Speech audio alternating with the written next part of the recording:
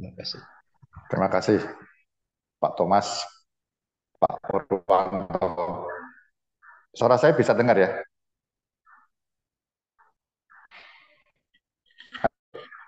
Suara Jelas, saya Pak. dengar ya? Iya, Pak, jelas. Jelas ya? Puji Tuhan. Ya, berdoa semua aja. Baik, mari kita lanjutkan pembelajaran kita bersama dari Efesus pasal yang kelima, ayat yang ke-6 mulai ya. Nanti nggak tahu sampai berapa, 12 atau 13 atau 14 nanti. Janganlah kamu disesatkan orang dengan kata-kata yang hampa. Karena hal-hal yang demikian mendatangkan murka Allah atas orang-orang durhaka. Sebab itu janganlah kamu berkawan dengan mereka. Memang dahulu kamu adalah kegelapan, tetapi sekarang kamu adalah terang di dalam Tuhan. Sebab itu hiduplah sebagai anak-anak terang, karena terang hanya berbuahkan kebaikan dan keadilan dan kebenaran. Dan ujilah apa yang berkenan kepada Tuhan. Janganlah turut mengambil bagian dalam perbuatan-perbuatan kegelapan yang tidak berbuahkan apa-apa. Tetapi sebaliknya, telanjangilah perbuatan-perbuatan itu. Sebab menyebutkan saja pun apa yang dibuat oleh mereka di tempat-tempat yang tersembunyi telah memalukan. Tetapi segala sesuatu yang sudah ditelanjangi oleh terang itu menjadi nampak. Sebab semua yang nampak adalah terang. Itulah sebabnya dikatakan, bangunlah, hai kamu yang tidur, dan bangkitlah dari antara orang mati, dan Kristus akan bercahaya atas kamu.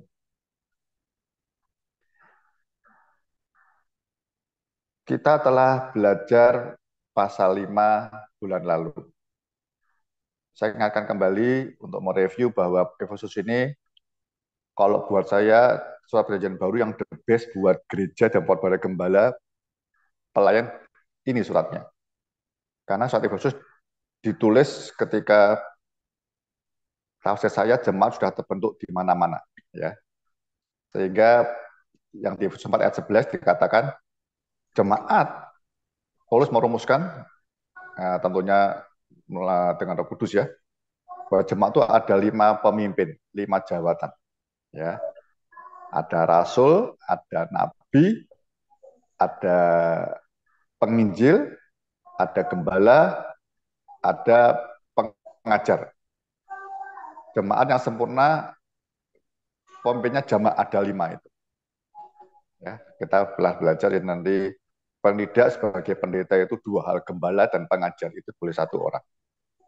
Yang 3 nanti boleh kerjasama atau Anda memuridkan dari jemaat sendiri ya, didewasakan seperti itu, punya karunia-karunia itu. Ya. Efesus ini 1 sampai 3, pasal 1 pasal 3 itu menuliskan doktrin-doktrin kebenaran Kristen seperti apa. Ya. Doktrinalnya seperti apa. Ya. Secara konseptualnya apa itu Kristen. Nah, mulai pasal 4, mulai kebenaran praktisnya. Ya. Orang Kristen kalau hidupmu dicerahkan dengan roh hikmat dan roh wahyu, mengenal Tuhan dengan benar, pasti akan kelihatan perubahan dalam hidupmu. Ya. Pasal 4 dikatakan 23, 2, mulai 23, 24 ya. Kita harus diperhadapkan ke keputusan bahwa setelah ngerti kebenaran, manusia lama kita harus kita tanggalkan, harus kita buang. Ya. Kita mengenakan manusia baru yang diperbarui, yang telah diperbarui oleh Kristus dan ciptakan kebenaran. Nah, di situ kebenarannya itu eh, di Kaisune itu nanti muncul di buahnya terang. Jadi kita sebagai anak Allah hanya mengenakan, Tuhan telah siapkan semuanya. Pakai supaya jemaat dan orang lain melihat kita ini anak-anak Allah. bukan sederhana anak Allah, ayat 1 dijelaskan penurut, peniru, ya. Jadi Allah kita, Allah Bapa, Yesus dan Roh Kudus nggak kelihatan, tapi itu ada di dalam hidup kita. Orang-orang hanya melihat Allah Tritunggal lewat hidup kita ini. Ya. Kita lanjutkan dengan pasal 6. Janganlah kamu disesatkan orang dengan kata-kata yang hampa. Karena hal-hal yang demikian mendatangkan murka Allah atas orang-orang durhaka. Durhaka muncul lagi ya. Ini ada di pasal 2 ayat 1 ya. Pasal 2 ayat 2 atau 3 itu ya. Kita ini telah mati karena kita menuruti penguasa kerajaan angkasa, yaitu roh-roh durhaka. Ya. Anak-anak Allah itu penurut, peniru, bukan durhaka, bukan melawan, bukan menentang. Ya. Firman Tuhan terus oleh Efesus, kita percaya, kita mempercayainya. Kalau kita belum bisa, kita berdoa minta Roh Kudus, tolong saya. Jangan tidak mempercayainya. Ya, pasal 4 kita udah praktisnya udah banyak ya. Ada marah, ada dusta, ada kegeraman, ada sakit hati dan sebagainya, kepahitan. Kalau masih belum bisa, minta Roh Kudus tolong. Supaya Roh Kudus bersuka cita, kita mempersilakan dia bekerja sesuai apa yang Tuhan kehendaki sebagai penolong dalam hidup kita. Nyata penolong. Jadi menolong supaya kita ini bisa menggenapi firman Tuhan sehingga jadi anak-anak Allah yang penurut, dunia melihat itu. Nah, saya nanti sebagai anak-anak terang di situ. Ya. Ini ayat 6 ini memang ada ambigu ya. Saya belajar di teksnya itu memang beberapa tafsir itu ya. Janganlah kamu disesatkan orang dengan kata-kata yang hampa. Ini mengandung dua sebenarnya. Baik yang menyesatkan, baik yang disesatkan. Kalau konteksnya hari ini hamba Tuhan hati-hati ya. Jangan menyesatkan, jangan disesatkan. Dengan kata-kata hampa. Kata-kata hampa, hampa di sini kosong itu, kenos itu artinya sebenarnya tidak ada dasar atau substansinya kebenaran, tidak ada sama sekali. Jadi Paulus telah mengajarkan banyak doktrin yang harus dikerjakan apa, yang harus kita lakukan. Ya, di atasnya ada dosa seksual yang luar biasa itu, ya, persundalan, kecemaran, percakapan dan sebagainya itu. Waktu itu ada pengajar-pengajar, ya, yang menjelaskan bahwa itu tidak apa-apa. Aliran yang menguasai saat itu aliran gnostik. Dia bilang tubuh memang akan berdosa, ya, tapi dalammu, inner healing, innermu, dalammu, jiwamu, rohmu itu tidak sebenarnya. Nah ini hampa itu seperti itu. Jadi saya harap kita ini sebagai hamba Tuhan, sebagai gembala, sebagai pengajar, saudara, setiap perkataan yang keluar dari mulut kita harus ada dasar kebenarannya. Ya. Jangan hanya sekedar saudara tafsir lalu pakai kata-kata bijak apalah untuk dijelaskan era kitab. Tapi Anda harus justru menjelaskan fenomena yang ada dengan dasar ayat Alkitab. Ya. Ada firmannya. Ya mungkin Anda hari-hari ini dengan yang agak ramai diskusi teman-teman saya tentang Kristen progresif. Ya, yang tafsirnya karena Allah baik, ya, gitu ya, saya tidak dari sampai habis. Tidak mungkin kalau Allah mengasihi kita, dia menciptakan neraka dan surga. Nah, gitu-gitulah. Ya, semua orang bisa diselamatkan kalau berbuat baik. Ya, kita pernah dengar beberapa kali seperti itu. Tapi diselamatkannya harus lewat Kristus. Nah, dasar firman itu yang harus saudara bacakan, jelaskan. Ya, itu yang penting. Jadi kita jangan sampai eh, mendatangkan murka Allah. Perkataan-perkataan hamba Tuhan harus ada dasar kebenarannya. Kalau di pasal 4 kita pernah belajar, sehingga perkataan kita membangun iman dan rohani banyak orang. Ya, ndak kosong, ndak sembrono, ndak sia-sia dan sebagainya kata-kata kotor, tapi yang membangun. Kita saya tekankan beberapa bulan lalu ya. Saya harap kita ini dalam persekutuan para hamba Tuhan dan sebagainya yang kecemat, perkataan kita itu yang membangun. Membangun itu dari salah belum sempurna Anda perbaiki. Membangun itu ada ada progresnya kelihatan. Hamba Tuhan yang tidak baik ngomongnya sembarangan, ya, tidak ngontrol guyon juga sembarangan. Hamba Tuhan yang baik omongannya menghibur orang, menguatkan orang. Hamba Tuhan yang benar dan baik tidak hanya menghibur dan menguatkan, tapi membangun iman orang. Orang-orang lain termasuk para hamba Tuhan, teman-teman kita, jemaat kita, ketika ketemu kita, sharing, ngobrol sama kita, mereka dibangun imannya. Yang lemah tidak sekedar dikuatkan, tapi dia mengerti bagaimana selanjutnya iman itu bertumbuh menghadapi persoalan yang ada. Sehingga dia menang. Kalau hanya dikuatkan, dia hanya kuat bertahan menghadapi pencobaan terus. Itu hamba Tuhan yang baik. Ditolongin sampai dibangun imannya, dibangun rohaninya, dibangun kebenarannya, sehingga dia bisa menang menghadapi masalah persoalan dan ujian pencobaannya. Ya. Hal seperti itu yang menyenangkan Roh Kudus, bukan mendukakan. Ya. Jadi banyak orang-orang ngomong nggak apa-apa, hal dosa seperti itu, marah ya silahkan. Tapi menurut katakan marah itu jangan diteruskan. Itu bisa beri kesempatan iblis datang menguasai kita, menjatuhkan kita. Dusta, perkataan yang sia-sia, kotor. Jadi kita mulai, apalagi sebagai hamba Tuhan ya, mulai lebih hati-hati. Reservasi diri luar biasa. Ya, ya teman-teman, kalau setiap saudara yang sahabat saya ngerti begini, jadi tiap kali kumpul ngomong-ngomong, bisa saling ingatkan kalau kebablasan, nggak guyon-guyon itu. Saya juga sering kalau guyon kebablasan. Ya, ada saling mengingatkan begitu. Ya, biar kita nggak orang durhaka. Karena sebaliknya, kalau kita terpengaruh orang-orang lain dan bapak Tuhan lain yang ngomongnya kosong, nggak ada dasar kebenarannya, saudara nggak boleh ikut. Nanti saudara juga tersesat dan mendatangkan murka Allah. Ya, saya rasa ayat 6 bicara menjelaskan yang di atas itu. Ayat 7. Sebab itu janganlah kamu berkawan dengan mereka. Ini pengertiannya bukan ini berkawan yang saudara ya dalam hubungan dalam sosial kita ini kan banyak ya. Ada orang-orang tertentu yang kita tidak tahu, tapi bukan berkawan. Berkawan itu mulai lingkaran yang lebih dalam, ya, bukan orang sekedar kenal, tapi berkawan. Berkawan itu ada interaksi timbal balik yang lebih sering, ya. Berkawan itu lebih lebih dalam lagi akan bersahabat. Jadi sering ngomong-ngomong, sering sharing, gitu ya.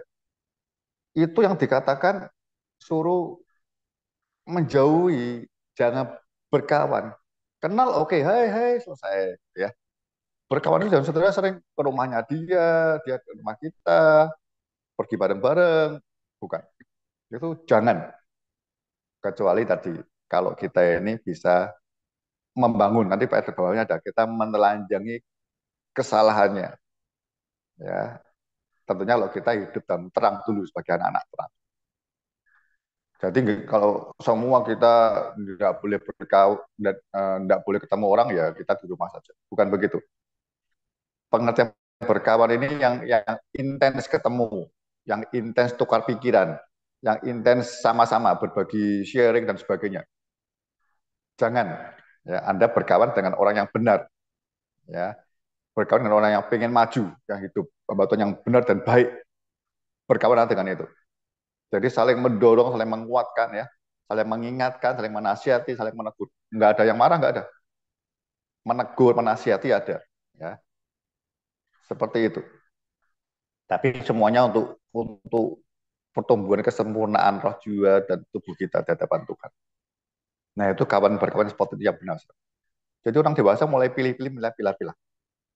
Anda kok ngerti ini, berita jemaat. Sekali orang kita ini kan sungkanan.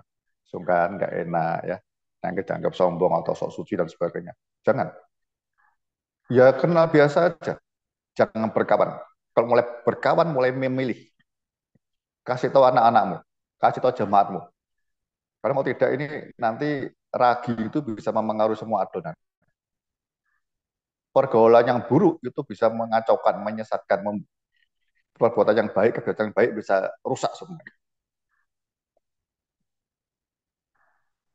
Please, hati-hati.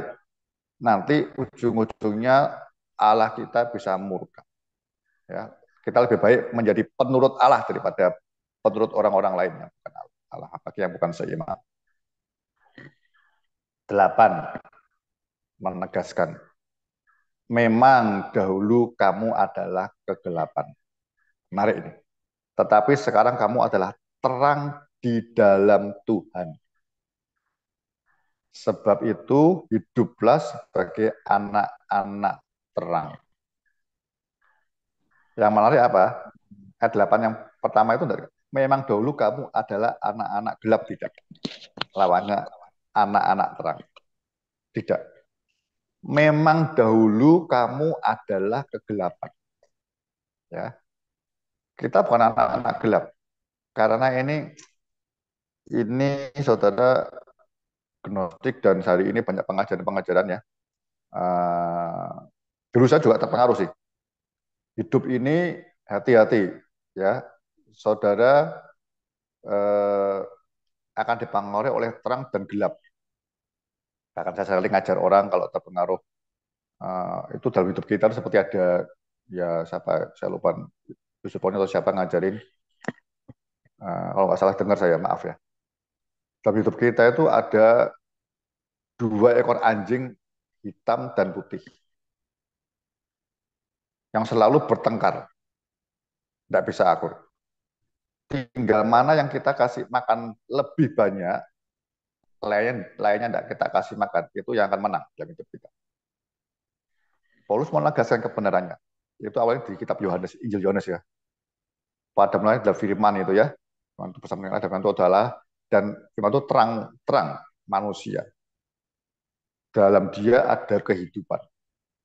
Jadi terang sama gelap itu sesungguhnya Alkitab menjelaskan itu bukan eksistensi yang dari mulanya sama-sama kekal, tidak. Yang terang yang betul. Ya. Dulu semua Allah itu terang, ciptakan terang semua.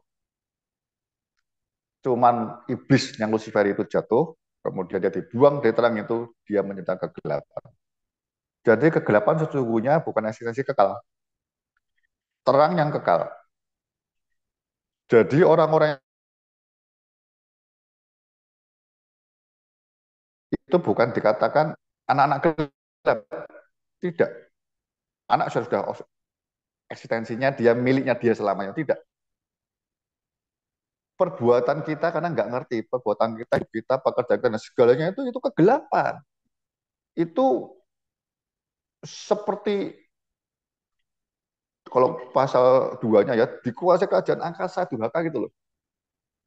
Yang gelap dia. Kalau anak kegelapan tidak bisa berubah jadi anak terang. Karena ini bersaing terus. Sebenarnya kegelapan itu tidak punya kuasa seperti terang. Waktu itu kita nggak ngerti saja. Kita masih dibutakan oleh ilah zaman, oleh pasal 2 itu katakan oleh penguasa kerajaan kegelapan, angkasa yang gelap ini. Sehingga kita jalan yang kegelapan, sehingga perbuatan kita nggak ngerti. Ya, kejahatan dan sebagainya. Anda tahu pasal 4 ya, atau pasal 5 di atas kita tahu, itu perbuatan segala dosa yang disebutkan itu, yang memalukan itu perbuatan kegelapan. Dulu kita di situ, karena kita hidup dalam kegelapan. Kita nggak bisa melihat terang. Tapi sekarang, kamu ada terang di dalam Tuhan. Kita menemukan terang di dalam Tuhan. Lebih tepatnya sebelum kita menemukan dia yang menemukan kita dulu di terangnya. Jika kita lihat, kita pilih yang terang. Nah, sejak itu kita jadi anak-anak terang. Anda melihat pasal 2 kelihatan ya. Dahulu kamu seperti apa? Dahulu kita seperti apa? Sekarang seperti apa? Di pasal 4 jelaskan lagi kan. Seperti apa manusia lama itu? Tanggalkan manusia baru yang benar, yang telah diciptakan Tuhan. Menurut gambar dia, kebenaran yang ada terus akan jadi dalam hidupmu. Tuhan menyiapkan pakaian yang baru, yang terang itu. Ya. Di sini mau bicara menegaskan kembali. Menurut Allah, karena Allah kita terang, Hiduplah sebagai anak-anak terang. Ini terlalu penting karena apa? Sekitar kita ini yang belum terima Yesus itu semua dalam kegelapan. Ya. Kristus terangnya. Sehingga ketika Yesus datang ke dunia, terang itu nyata. Semua orang bisa mulai lihat jalan keselamatan dan seterusnya itu bakal ngerti semua surga seperti apa. Banyak orang akhirnya memilih terang. Anugerah Kristus memberi iman untuk kita percaya kepada sang terang itu. Ya. Terang itu sebenarnya diharapkan ke banyak orang, benar ya. Kita lampu mati, kita berharapnya lampu segera nyala, listriknya menyala. Tidak ada orang lampu nyala, segera nyala, berharap, berdoa, lampu mati. Semua orang yang hidup pasti butuh terang. Pasti, pasti butuh terang. Agama-agama lain, selain Kristus semua anggapnya gelap dan terang itu berbagi. Ya, kepercayaan yang Tionghoa itu ya Yin dan Yang itu ada setengah lingkaran dibagi dua, hitam dan putih. Ya, itu saya juga terpengaruh oleh uh, falsafah yang kejawen jagat gede, jagat cilik. Ya, itu ujungnya ini jagat gedenya itu terpengaruh dua, kuasa kegelapan dan terang. Tidak, yang maha kuasa hanya satu terang pada mulanya, Allah terang. Kegelapan itu hasil dari iblis yang keluar dari terang itu. Ya, boleh menegaskan kita sekarang sudah terang. Ya, hai hamba-hambaku, kau melayani hal-hal yang terang. Ya, ayat 9-nya. Karena terang itu hanya ya, berbuahkan kebaikan dan keadilan dan kebenaran. Kegelapan bukan buah.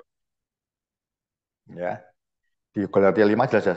Galatia 5, 19 dan 21 itu perbuatan-perbuatan daging yang gelap. Tapi 22 dan 23 itu buah. Ya. Jadi perbuatan kegelapan itu daging itu cuma perbuatan-perbuatan saja.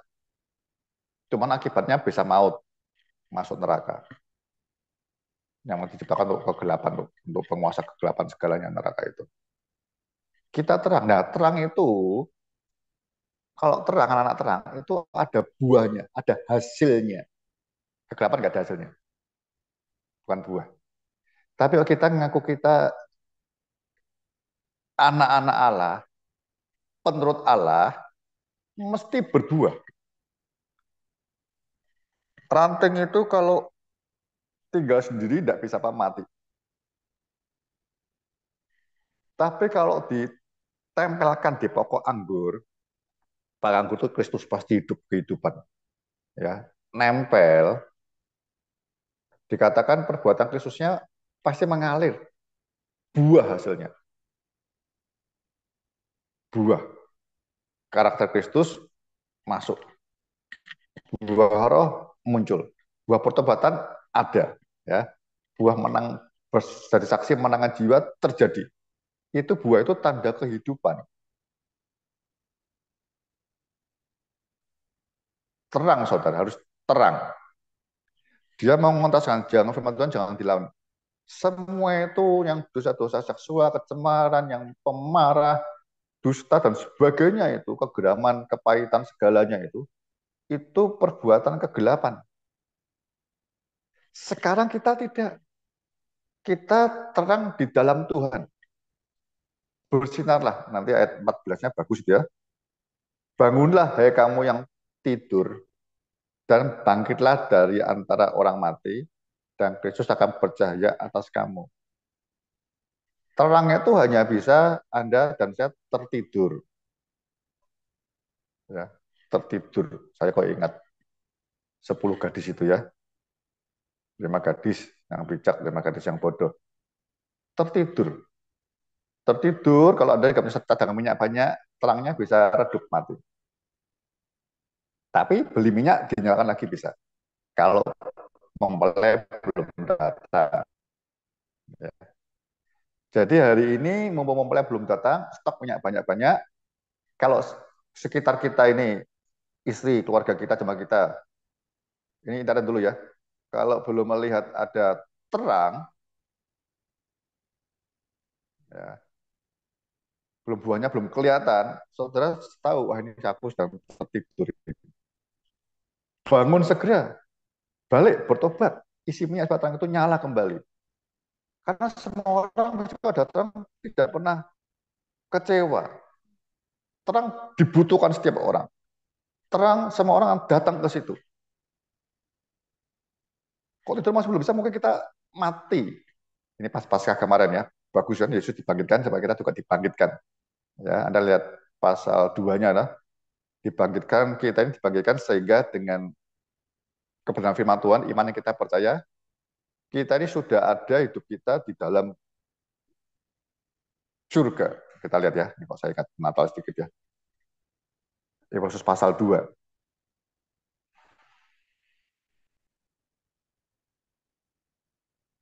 ayat 4 dah. Efesus 2 ayat 4 mulai. Tapi Allah yang kaya dengan rahmat oleh karena kasihnya yang besar yang dilimpahkannya kepada kita telah menghidupkan kita bersama-sama dengan Kristus sekalipun kita telah mati oleh kesalahan-kesalahan kita. Dan oleh kasih karunia kamu diselamatkan. Dan di dalam Kristus Yesus, ia telah membangkitkan kita. Terima dengan iman kita ya saudara. Iman, ia telah membangkitkan kita juga dan memberi tempat bersama-sama dengan dia di surga. Supaya pada masa yang akan datang, ia menunjukkan kepada kita kekayaan kasih karunia-Nya yang berlimpah-limpah sesuai dengan kebaikannya terhadap kita dalam Kristus Yesus. Jadi pasca itu sebenarnya kebenarannya kita percaya kuasa kebangkitannya. Kalau kita percaya seperti 1 Korintus 15 ya, iman percaya orang Kristen itu dasarnya itu kebangkitan yang benar, bukan kelahiran, bukan Natal, tapi kebangkitan. Ya, itu artinya begitu kita terima Yesus, kita percaya, kita keluar dari baptisan, kita telah dibangkitkan. Itu kebenarannya yang mutlak. Yesus katakan apa? Kita sudah punya tempat di surga. Wow. Jadi kata yang tadi ayat 14 tadi, pasal 5 tadi, itu menyadarkan bahwa kamu sudah di surga. Jangan mau ditipu lagi oleh kegelapan-kegelapan yang ingin menguasai kita. Bangkit. Roh kita, iman kita bangkit. Kita sadar kita anak-anak Allah. Sesungguhnya kita sudah ada tempat di surga. Artinya nggak mungkin kalah lagi. Artinya terang itu pasti muncul buahnya. Ya, pasti muncul buahnya. Nah, buahnya itu ada 3. Ini kontras opositnya lawannya dengan yang buah yang pekerjaan kegelapan semua itu mulai pasal 4. Yang pertama apa buahnya? Kebaikan. Agathos sune itu kebaikan yang dari Allah. Ya, kebaikan namanya kejahatan. Anda bisa lihat pasal 4 ayat 31 itu terakhir itu ya. Basnya itu. Segala kepahitan, kegeraman, kemarahan, pertikaian, dan fitnah hendaklah dibuang dari antara kamu. Demikian pula segala kejahatan. Manusia pada dasarnya jahat. Yang baik cuma Allah, kata Kristus. Ya, semua ada yang baik. Kebaikan itu buah roh kalau Anda lihat di Galatia 5:22. Ya. Kebaikan hanya punya Allah dan akan muncul dalam hidup kita kalau kita menjadi anak-anak Allah. Dan itu pasti. Kalau kita anak-anak Allah, penurut-penurut Allah, peniru Allah, kebaikan Allah pasti muncul. Kalau Anda lihat pasal 2, pasal 2 yang ayat terkenal ya, berapa itu? Ayat 10 ya. Pasal 2 ayat 10. Karena kita ini buatan Allah, diciptakan dalam Kristus Yesus untuk melakukan pekerjaan baik. Ini baik yang bukan kebaikan dunia ya. Ini baik yang dari Allah. Dunia bisa-bisa, tapi bukan kebaikan ini. Dunia kebaikannya itu berasal dari makan buah pohon pengetahuan baik dan jahat. Jadi hidup manusia yang belum terima Yesus, dia ada dua-dua. Baiknya juga dianggap dosa sama Tuhan, bukan cuma jahatnya. Karena kebaikannya muncul bukan dari Allah, ya, bukan jadi karena kita anak Allah sehingga muncul kebaikan.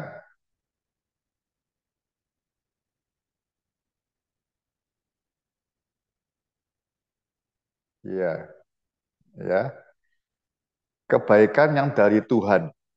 Manusia lainnya yang belum ketemu Kristus itu berbuat baik dan jahatnya itu karena makan buah pengetahuan baik dan jahat. Itu dari penonton tetap mati. Ya, pasal 2 ayat 1. Kamu dulu telah mati oleh pelanggaran-pelanggaranmu dan dosa-dosamu. Maupun berbuat baik seperti apapun juga tetap mati. Karena memang firman Tuhannya begitu. Engkau makan buah ini, baik dan jahat, engkau akan mati. Agama-agama lain mengerjakan kebaikan yang dari sini, saudara. Ya. Jadi memang harusnya anak-anak Tuhan berbuat kebaikan seperti Tuhan ngomong di Matius pasal 5. Ya. Kalau terang itu bercahaya, mereka akan melihat perbuatan berbohong yang baik yang dari Bapakmu di surga, sehingga mereka melihat Bapakmu di surga. Ya.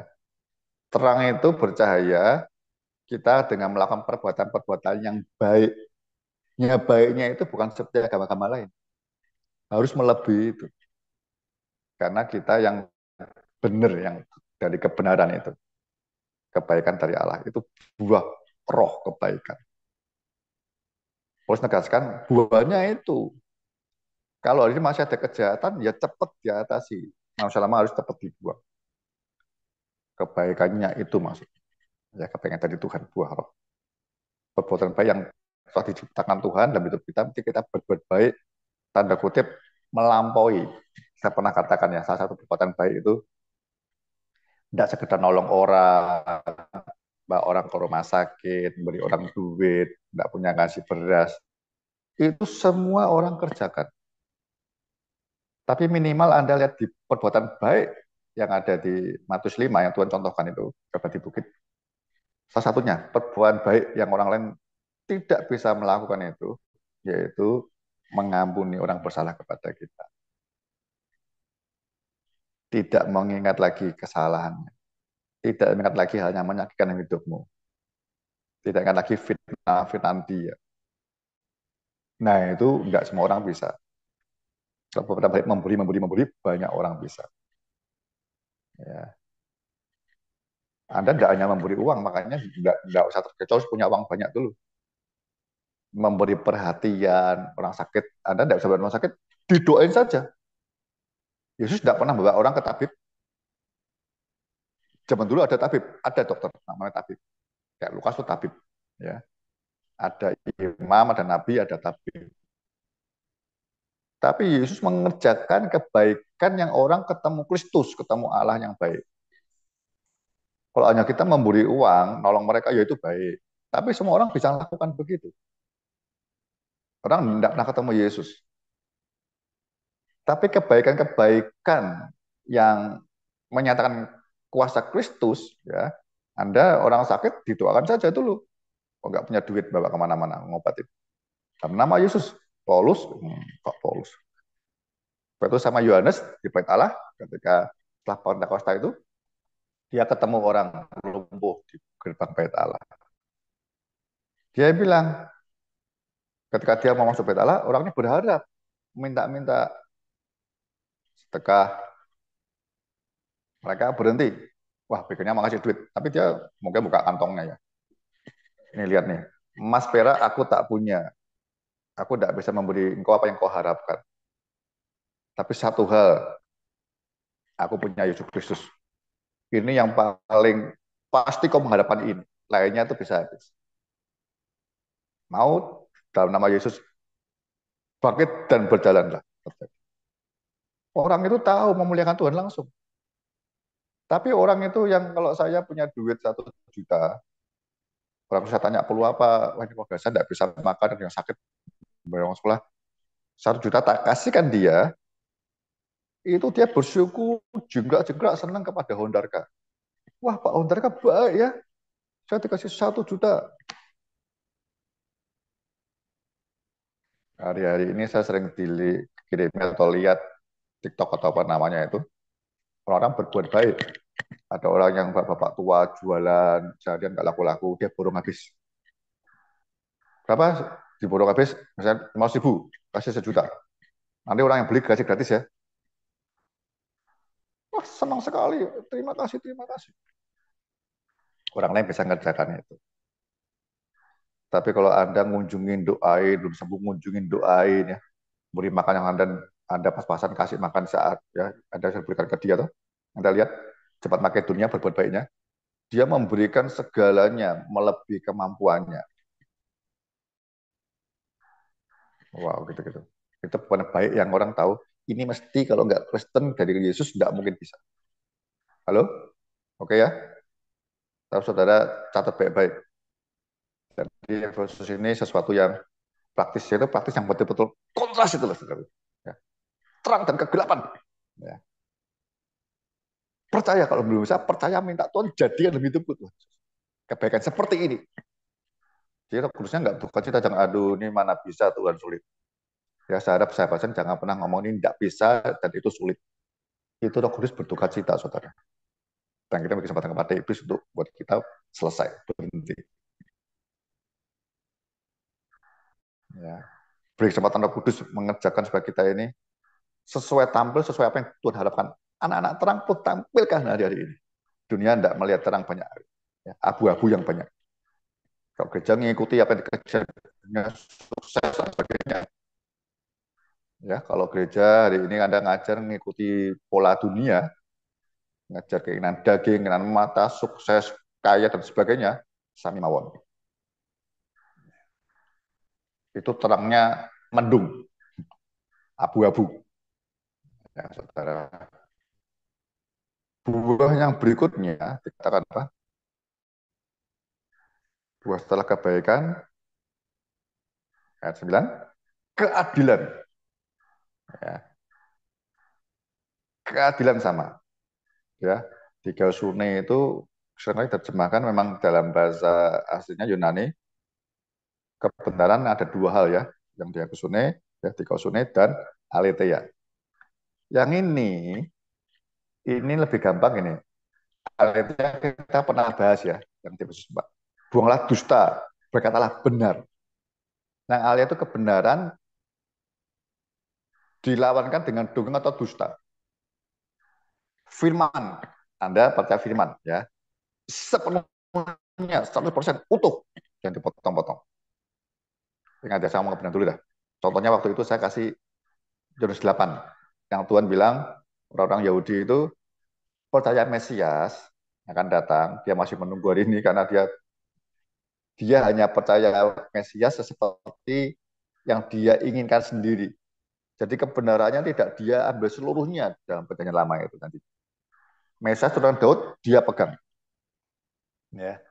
Tapi Mesias yang lahir dari anak darah, ini buatan diri saya banyak ya, yang mati disalibkan, ya, yang wajahnya aja orang tidak suka, ya, berbulu dipotong, ya.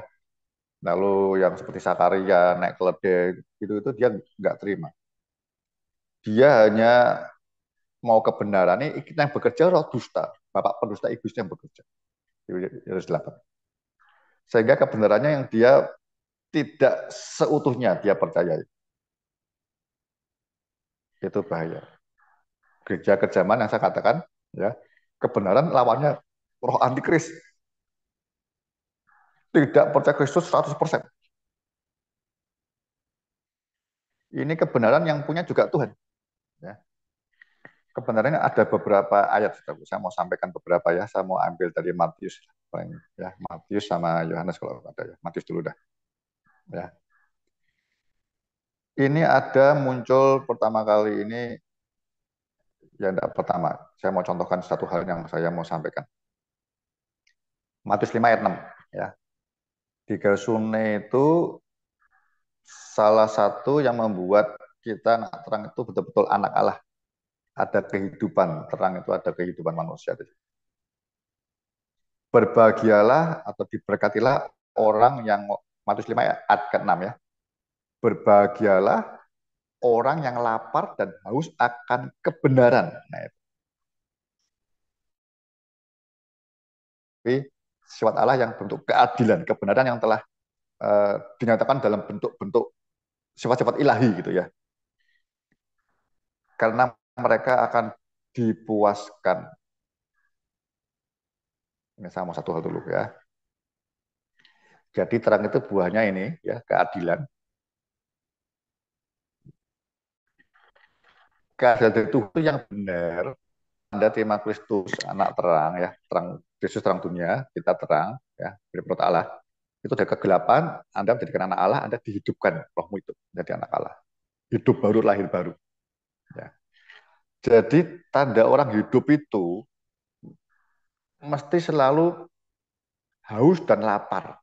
Betul ya? Ya, ini penting ini. Ya. Saya beritahu kalau diri saya sakit atau istri atau tabita atau beberapa orang yang sakit, saya bilang, wah kalau udah nggak mau makan gawat ini. Bawa rumah sakit aja berarti infus. Ya. Karena orang yang hidup, yang sehat, itu habis makan, kita beraktivitas, bekerja, olahraga, dan sebagainya, mesti pengen makan lagi. Tanda hidup. Haus minum, mesti pengen haus lagi. Sehari bisa berapa kali makan, bisa berapa kali minum. Minum lebih banyak tentunya, makan 3 kali. 2 kali snack lah misalnya begitu. Itu tanda orang hidup dan sehat. Sama orang Kristen anak terang ini. Kalau Anda terang sama terang, terang itu ngecas hari ini Anda baca firman ya. Jadikan, minta Roh Kudus jadikan dan Anda melakukannya. Jadi sepakat komak jadi. Kalau ada firman Anda lakukan, Roh Kudus menjadikan hidupmu. Nanti siang atau sore sudah lapar lagi. Pengen tadi apa? Pengen kekuatan lagi. Pengen baca, merenungkan lagi. Tapi kalau orang Kristen, terutama hambatan, kalau sudah males, sudah ogah-ogahan, sudah tidak semangat, bukan melayani dulu, tapi tidak semangat, tidak mau belajar firman Tuhan, tidak sudah belajar. Ini makananku, haus dan lapar harus makan dan minum. Itu rohani kita sedang tidak sehat. Mau kasarnya rohani kita mulai mau mati. Segera diinfus, saudara. Ya. Bukan aletheia. Aletheia ada baca selesai. Bukan. Ini mau menjadikan. Firman itu Allah, firman yang hidup. Ya. Tapi satu sisi firman itu Tuhan mau menjadikan dalam hidup kita.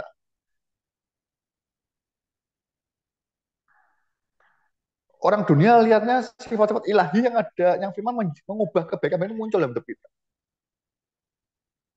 Ya. Tanda orang yang hidup, ya ini konteksnya hamba Tuhan yang hidup, hidupnya benar, ya mesti haus dan lapar kebenaran. Itu yang akan dipuaskan, disingkapkan sampai kita kenyang lagi. Anda kenyang, Anda lakukan kehidupan sehari-hari, melayani dan sebagainya, Anda bagikan, khotbahkan terus ya. Nanti haus lah, lapar lagi. Tidak peduli jemaat Anda tua-tua atau seperti apa. Saya seringkali terkecohkan, kita ini orientasinya kepada orang lain. Hasil, gampangnya gitulah. Dunia maunya kan hasil. Ya. Kalau saya ngajar, tidak ada banyak perubahan dalam pelayanan saudara, lama-lama saya ogah-ogahan. Kalau sudah begitu saya sadar, ini saya mau nggak semangat mulai bahaya ini. Karena Tuhan hidupkan rohmu lagi Tuhan Yesus. Ya.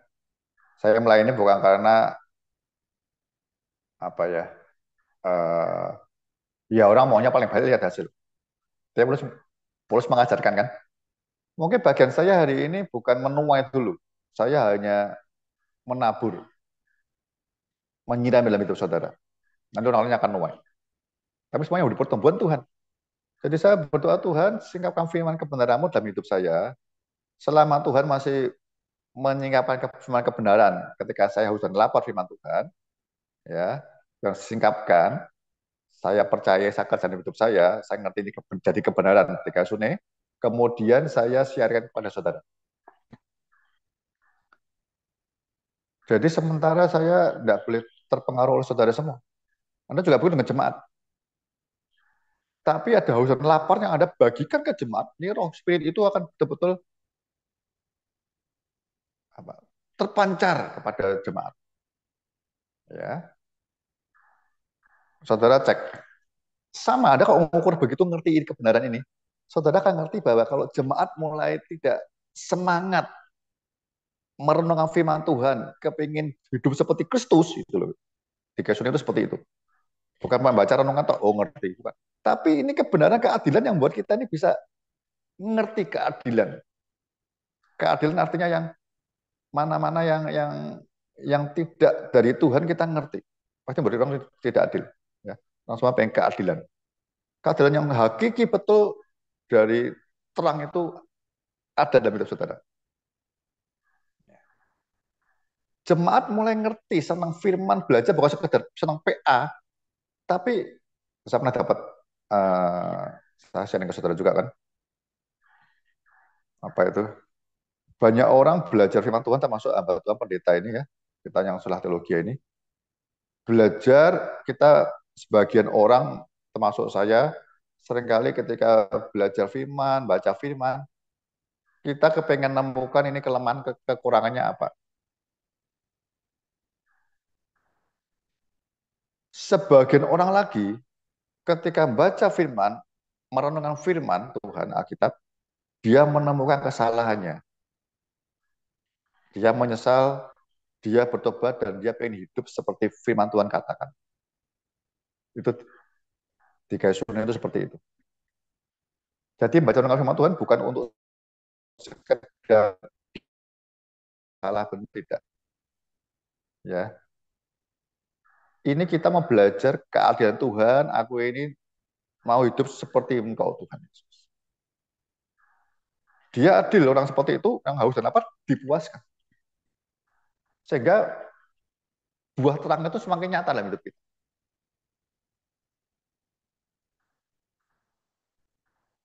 Kalau tidak, kegelapan ingin menguasai kita terus. Ya. Ada lain lagi, saudaraku ya. Ini yang lain lagi, misalnya ada di termasuk Matius 6:33, saudara. Matius 5:10 dulu ya. Berbagailah orang yang dianiaya oleh sebab, nah, kebenaran karena mereka yang punya kerajaan surga. Ini kebenarannya bukan aletheia. Orang menganiaya kita bukan karena kita baca mendengar firman Tuhan, tidak. Tapi setelah kita menyesuaikan diri, firman Tuhan bekerja dalam hidup kita, mengubah hidup kita sampai seperti Kristus. Kebenarannya muncul. Itu dikaisunya seperti itu. Pasti antikris akan menyerang kita. Ya. Karena kita sudah tidak seperti kegelapan lagi. Kita buah terang. Ayat bawahnya nanti kita buah terang itu menelanjangi kegelapan.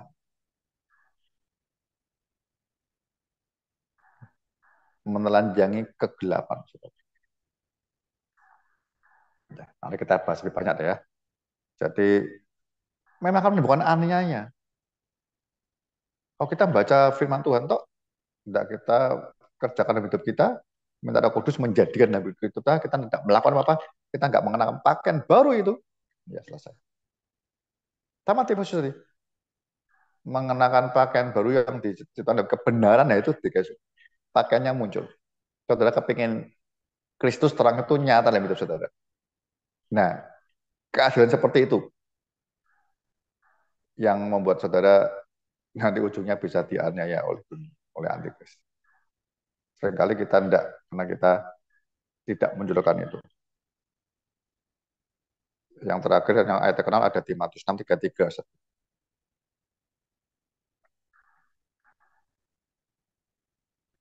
Tetapi carilah dahulu kerajaan Allah, nah dan kebenarannya,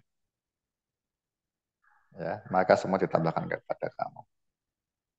Kebenarannya ini bukan hanya baca firman Tuhan, tidak. Lalu kita minta semua tambahkan, tidak. Kebenaran yang telah Anda kerjakan, Anda harus kerjakan, Anda pakai kebenaran itu jadi. Jadi ada waktu, ada prosesnya.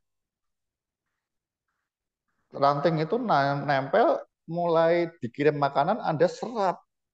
Dua belah pihak bekerja sama. Serap dikunyah baik-baik, kekuatan itu muncul, dikerjakan.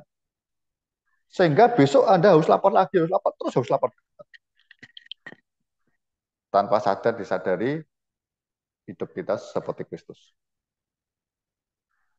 Ya, saya agak panjang dikit sini, nanti lainnya nanti kita belajar waktu pertemuan lagi aja.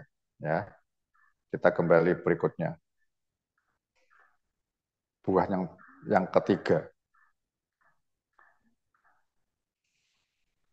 kebenaran. Aletheia. Ingat ya, ini lawannya dusta.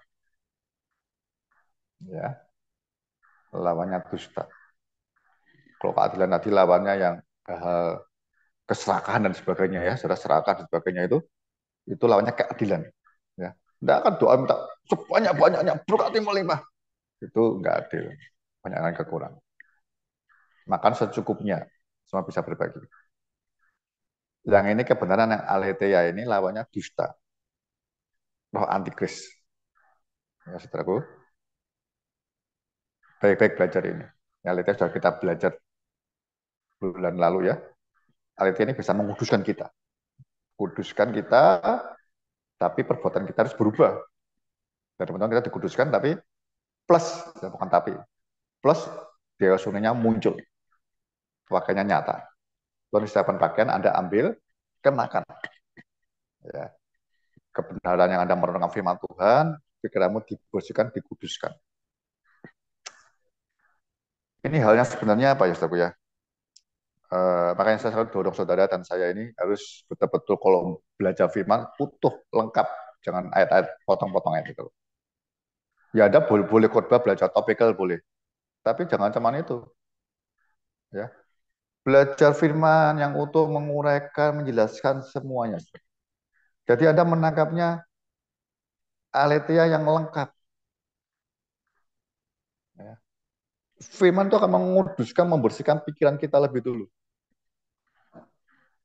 Cara yang membersihkan hati, membersihkan pikiran. Dan nanti kita akan belajar Filipi ya. Ya. Yang suci, yang manis, ya, yang sebut kebajikan, yang sedap didengar, yang mulia, ya. Segalanya itu pikirkan. Jadi yang kegeraman, yang benci, yang segalanya itu, yang sia-sia itu bisa terdesak keluar. Pikiranmu itu eh, yang tidak benar bukan cuma dikosongkan, tapi diisi yang baru. Kalau enggak bisa pergi. Jadi sifat pikiran kita itu gitu. Kalau hadis misalnya 1 giga gitu ya, itu nggak bisa di-delete biasa nggak bisa. Dimasukkan yang baru, Anda merenungkan, ini mendesak, ini keluar. Nah, seperti itu. Jadi, ya, itu Aletheia yang pernah kita bahas ya. Kayak antikris gitu. Hati-hati. Anda melihat lebih sungguh-sungguh lagi. Membersihkan hati, pikiranmu lebih dulu. Ya, biar iblis tidak boleh berkuasa. Anda tidak berkesempatan lagi.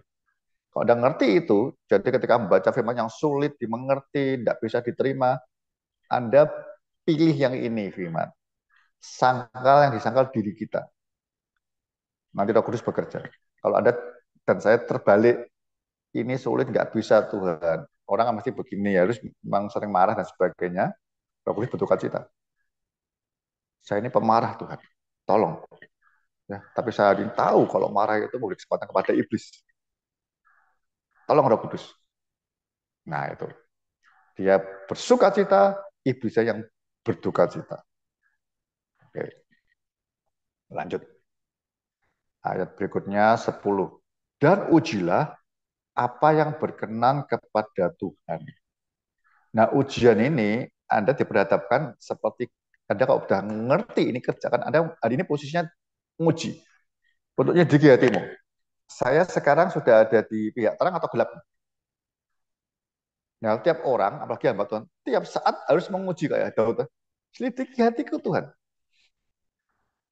Anda dan saya masih mengenakan manusia lama atau sudah ganti baru ini? Kalau sekedar doktrin kebenaran, tidak begitu kita bisa menerka hati dan pikiran kita. Tapi begitu dengan perbuatan, ya, dengan buah kita akan lihat, aduh ya, perbuatanku masih seperti ini. Oh, ngerti kita. Kalau kita masih ada dalam kegelapan, cepat tinggalkan itu. Kita mau cari yang berkenan kepada Tuhan. Anak-anak terang, kerjakan buahnya. Kebaikan, keadilan, kebenaran itu. Kalau kita sadar kita masih pakai pakaian lama, cepet tanggalkan itu, minta Tuhan, pakaian barumu berikan segera aku kenakan. Sekali kita nggak pernah begitu ya, atau jarang ya. Yuk, saya biasa tiap malam mau tidur, saya persilakan Roh Kudus menguji hidup saya sepanjang hari ini. Ujilah aku Tuhan Yesus, selidiki hatiku. Pada halnya masih tidak berkenan, aku masih menyerah dengan kegelapan, masih menyenangkan iblis, ampuni aku. Masih suka daging daripada roh, ya.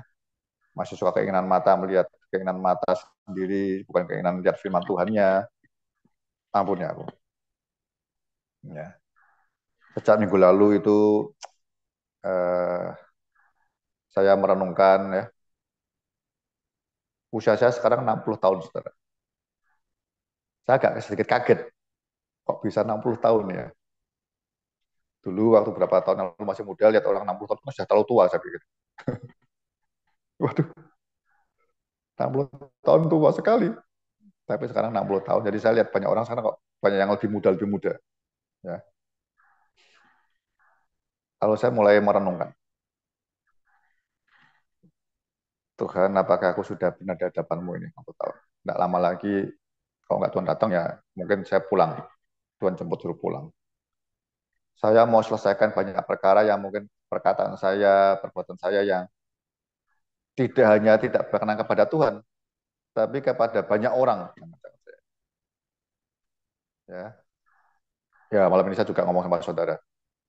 Kalau saudara ada masalah dengan saya, yang tidak saya sadari, mungkin saya membuang sampah dalam hidupmu. Ya, banyak hal, saudara jangan simpan sampah itu. Buanglah saudaraku. Jangan kasih tahu saya. Ya, Pak Tarka dulu ngomong begini buat saya sakit hati. Jadi kita selesaikan.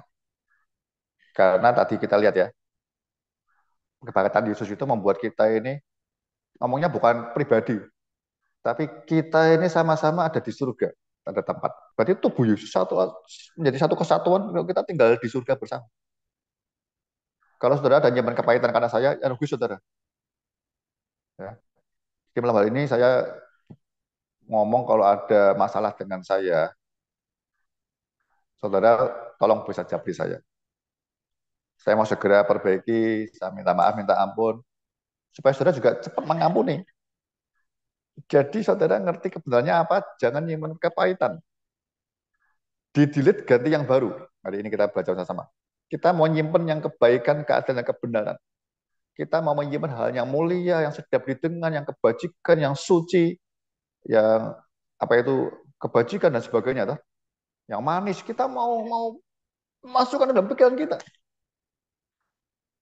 Ya.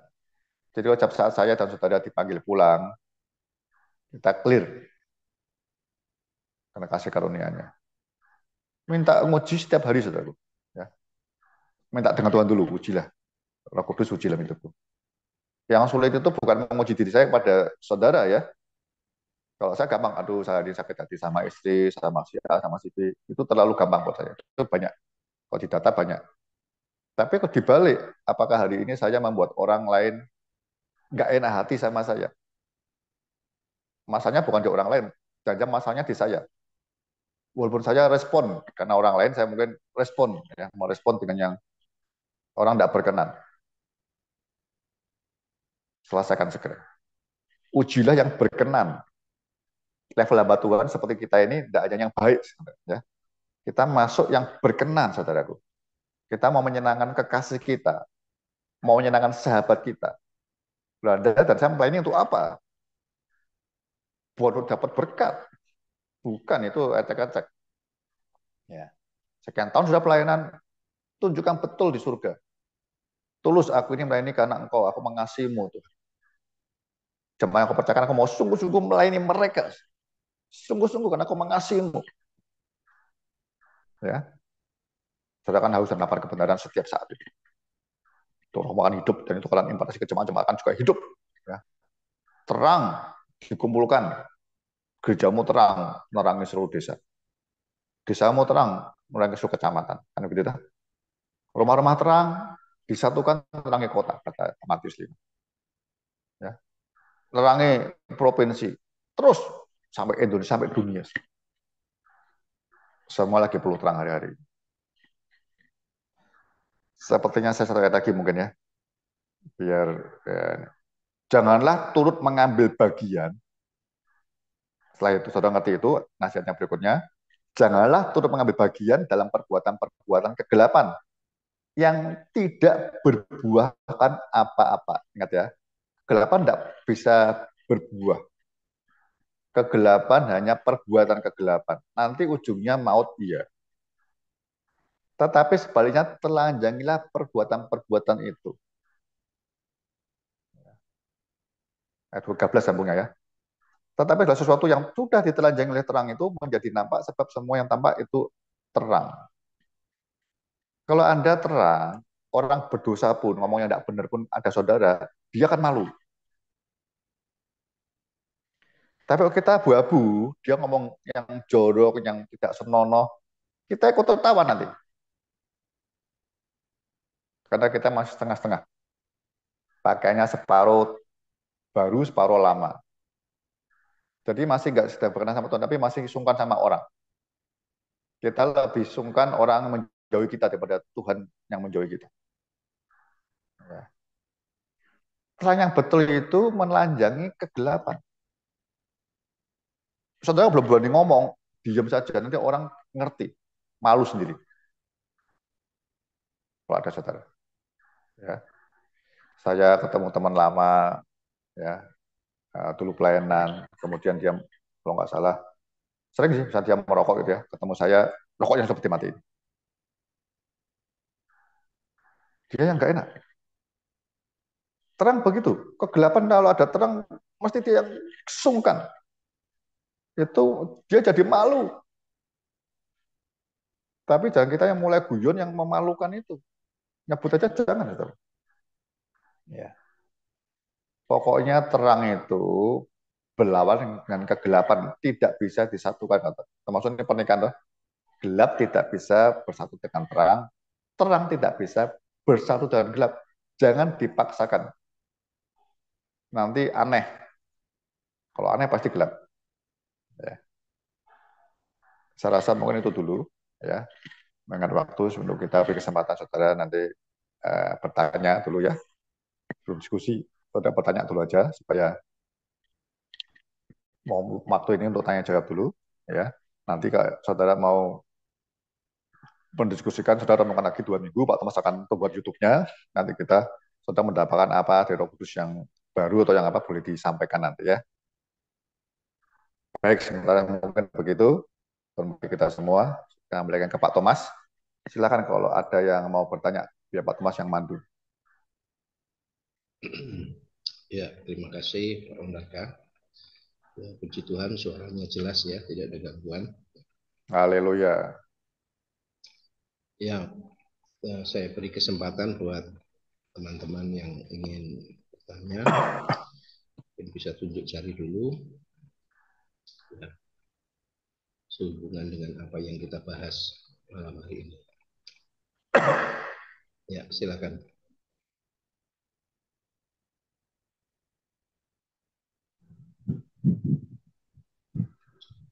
Ya, Pak Budi. Silakan Pak Budi. Baik, terima kasih. Selamat malam semuanya.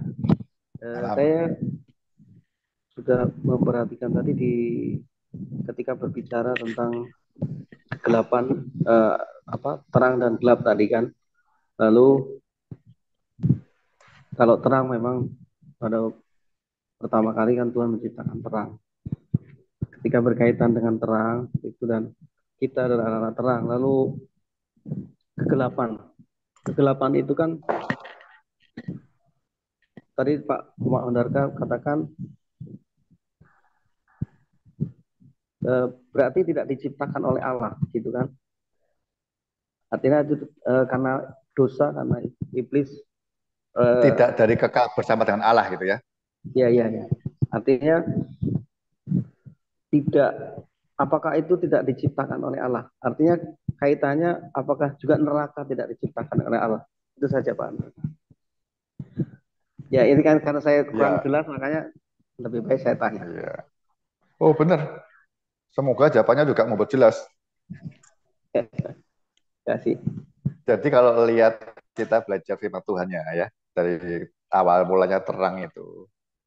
Mulanya iblis itu keluar dari terang. Nah, ini disebut kegelapan. Sehingga dia mengacaukan dunia gelap, sehingga Tuhan memberikan dunia ciptakan terang kembali. Di dunia yang dikuasai oleh iblis, gelap kasih terang. Jadi maksudnya kegelapan itu bukan sengaja diciptakan dulu, ya, tapi karena ada pemberontakan yang roh Tuhan kait. Dia memilih keluar meninggalkan terang. Gitu ya. Jadi ini bukan diciptakan. Ya. Itu kegelapan. Jadi perbuatan semua gelap, semua karena gelap. Tuhan kembali memulihkan dengan terang itu. Ya. Sehingga orang yang lewat menerima anugerahnya keselamatan, dunia terang, pasti pindah ke terang harus. Konteksnya hari ini melihat perbuatan buah-buah terang kita, hamba Tuhan dan semua keluarga dan jemaatnya, saya rasa semua orang akan ke situ. Karena kebaikan mereka saja pasti mereka kalah dengan kebaikan kita. Keadilannya, kebenarannya, pasti mereka kalah. Ini bukan sekedar debat, tapi muncul dalam karakter kita. Ya, kalau mengenai surga neraka itu uh, tidak di Alkitab tidak tertulis jelas betul, ya, teman beberapa hamba Tuhan, teolog, beberapa pendeta itu uh, di Wahyu mungkin agak sedikit penjelasan, lalu di Yesus juga jelas tempat ratap, katak gigi gitu ya. Jadi tempat apinya nggak padam dan sebagainya, neraka itu. Jadi kalau Yesus ngomong itu tempat ratap dan katak gigi yang Yesus yang ngomong, itu artinya ratap itu orang yang menyesal. Katak gigi itu orang yang, aduh kok seperti ini jadinya ya nggak tahu. Jadi orang masuk neraka itu sesuatu yang sebenarnya bukan tujuan dia. Kalau berapa teori saya belajar ya, neraka itu memang diciptakan khusus sebenarnya untuk Lucifer, iblis, dan semua setan-setan. Pokoknya malaikat yang memberontak itu neraka. Makanya pengampunan tidak pernah untuk mereka. Karena dia berdosa memberontak ketika dalam masa kekekalan. Ya.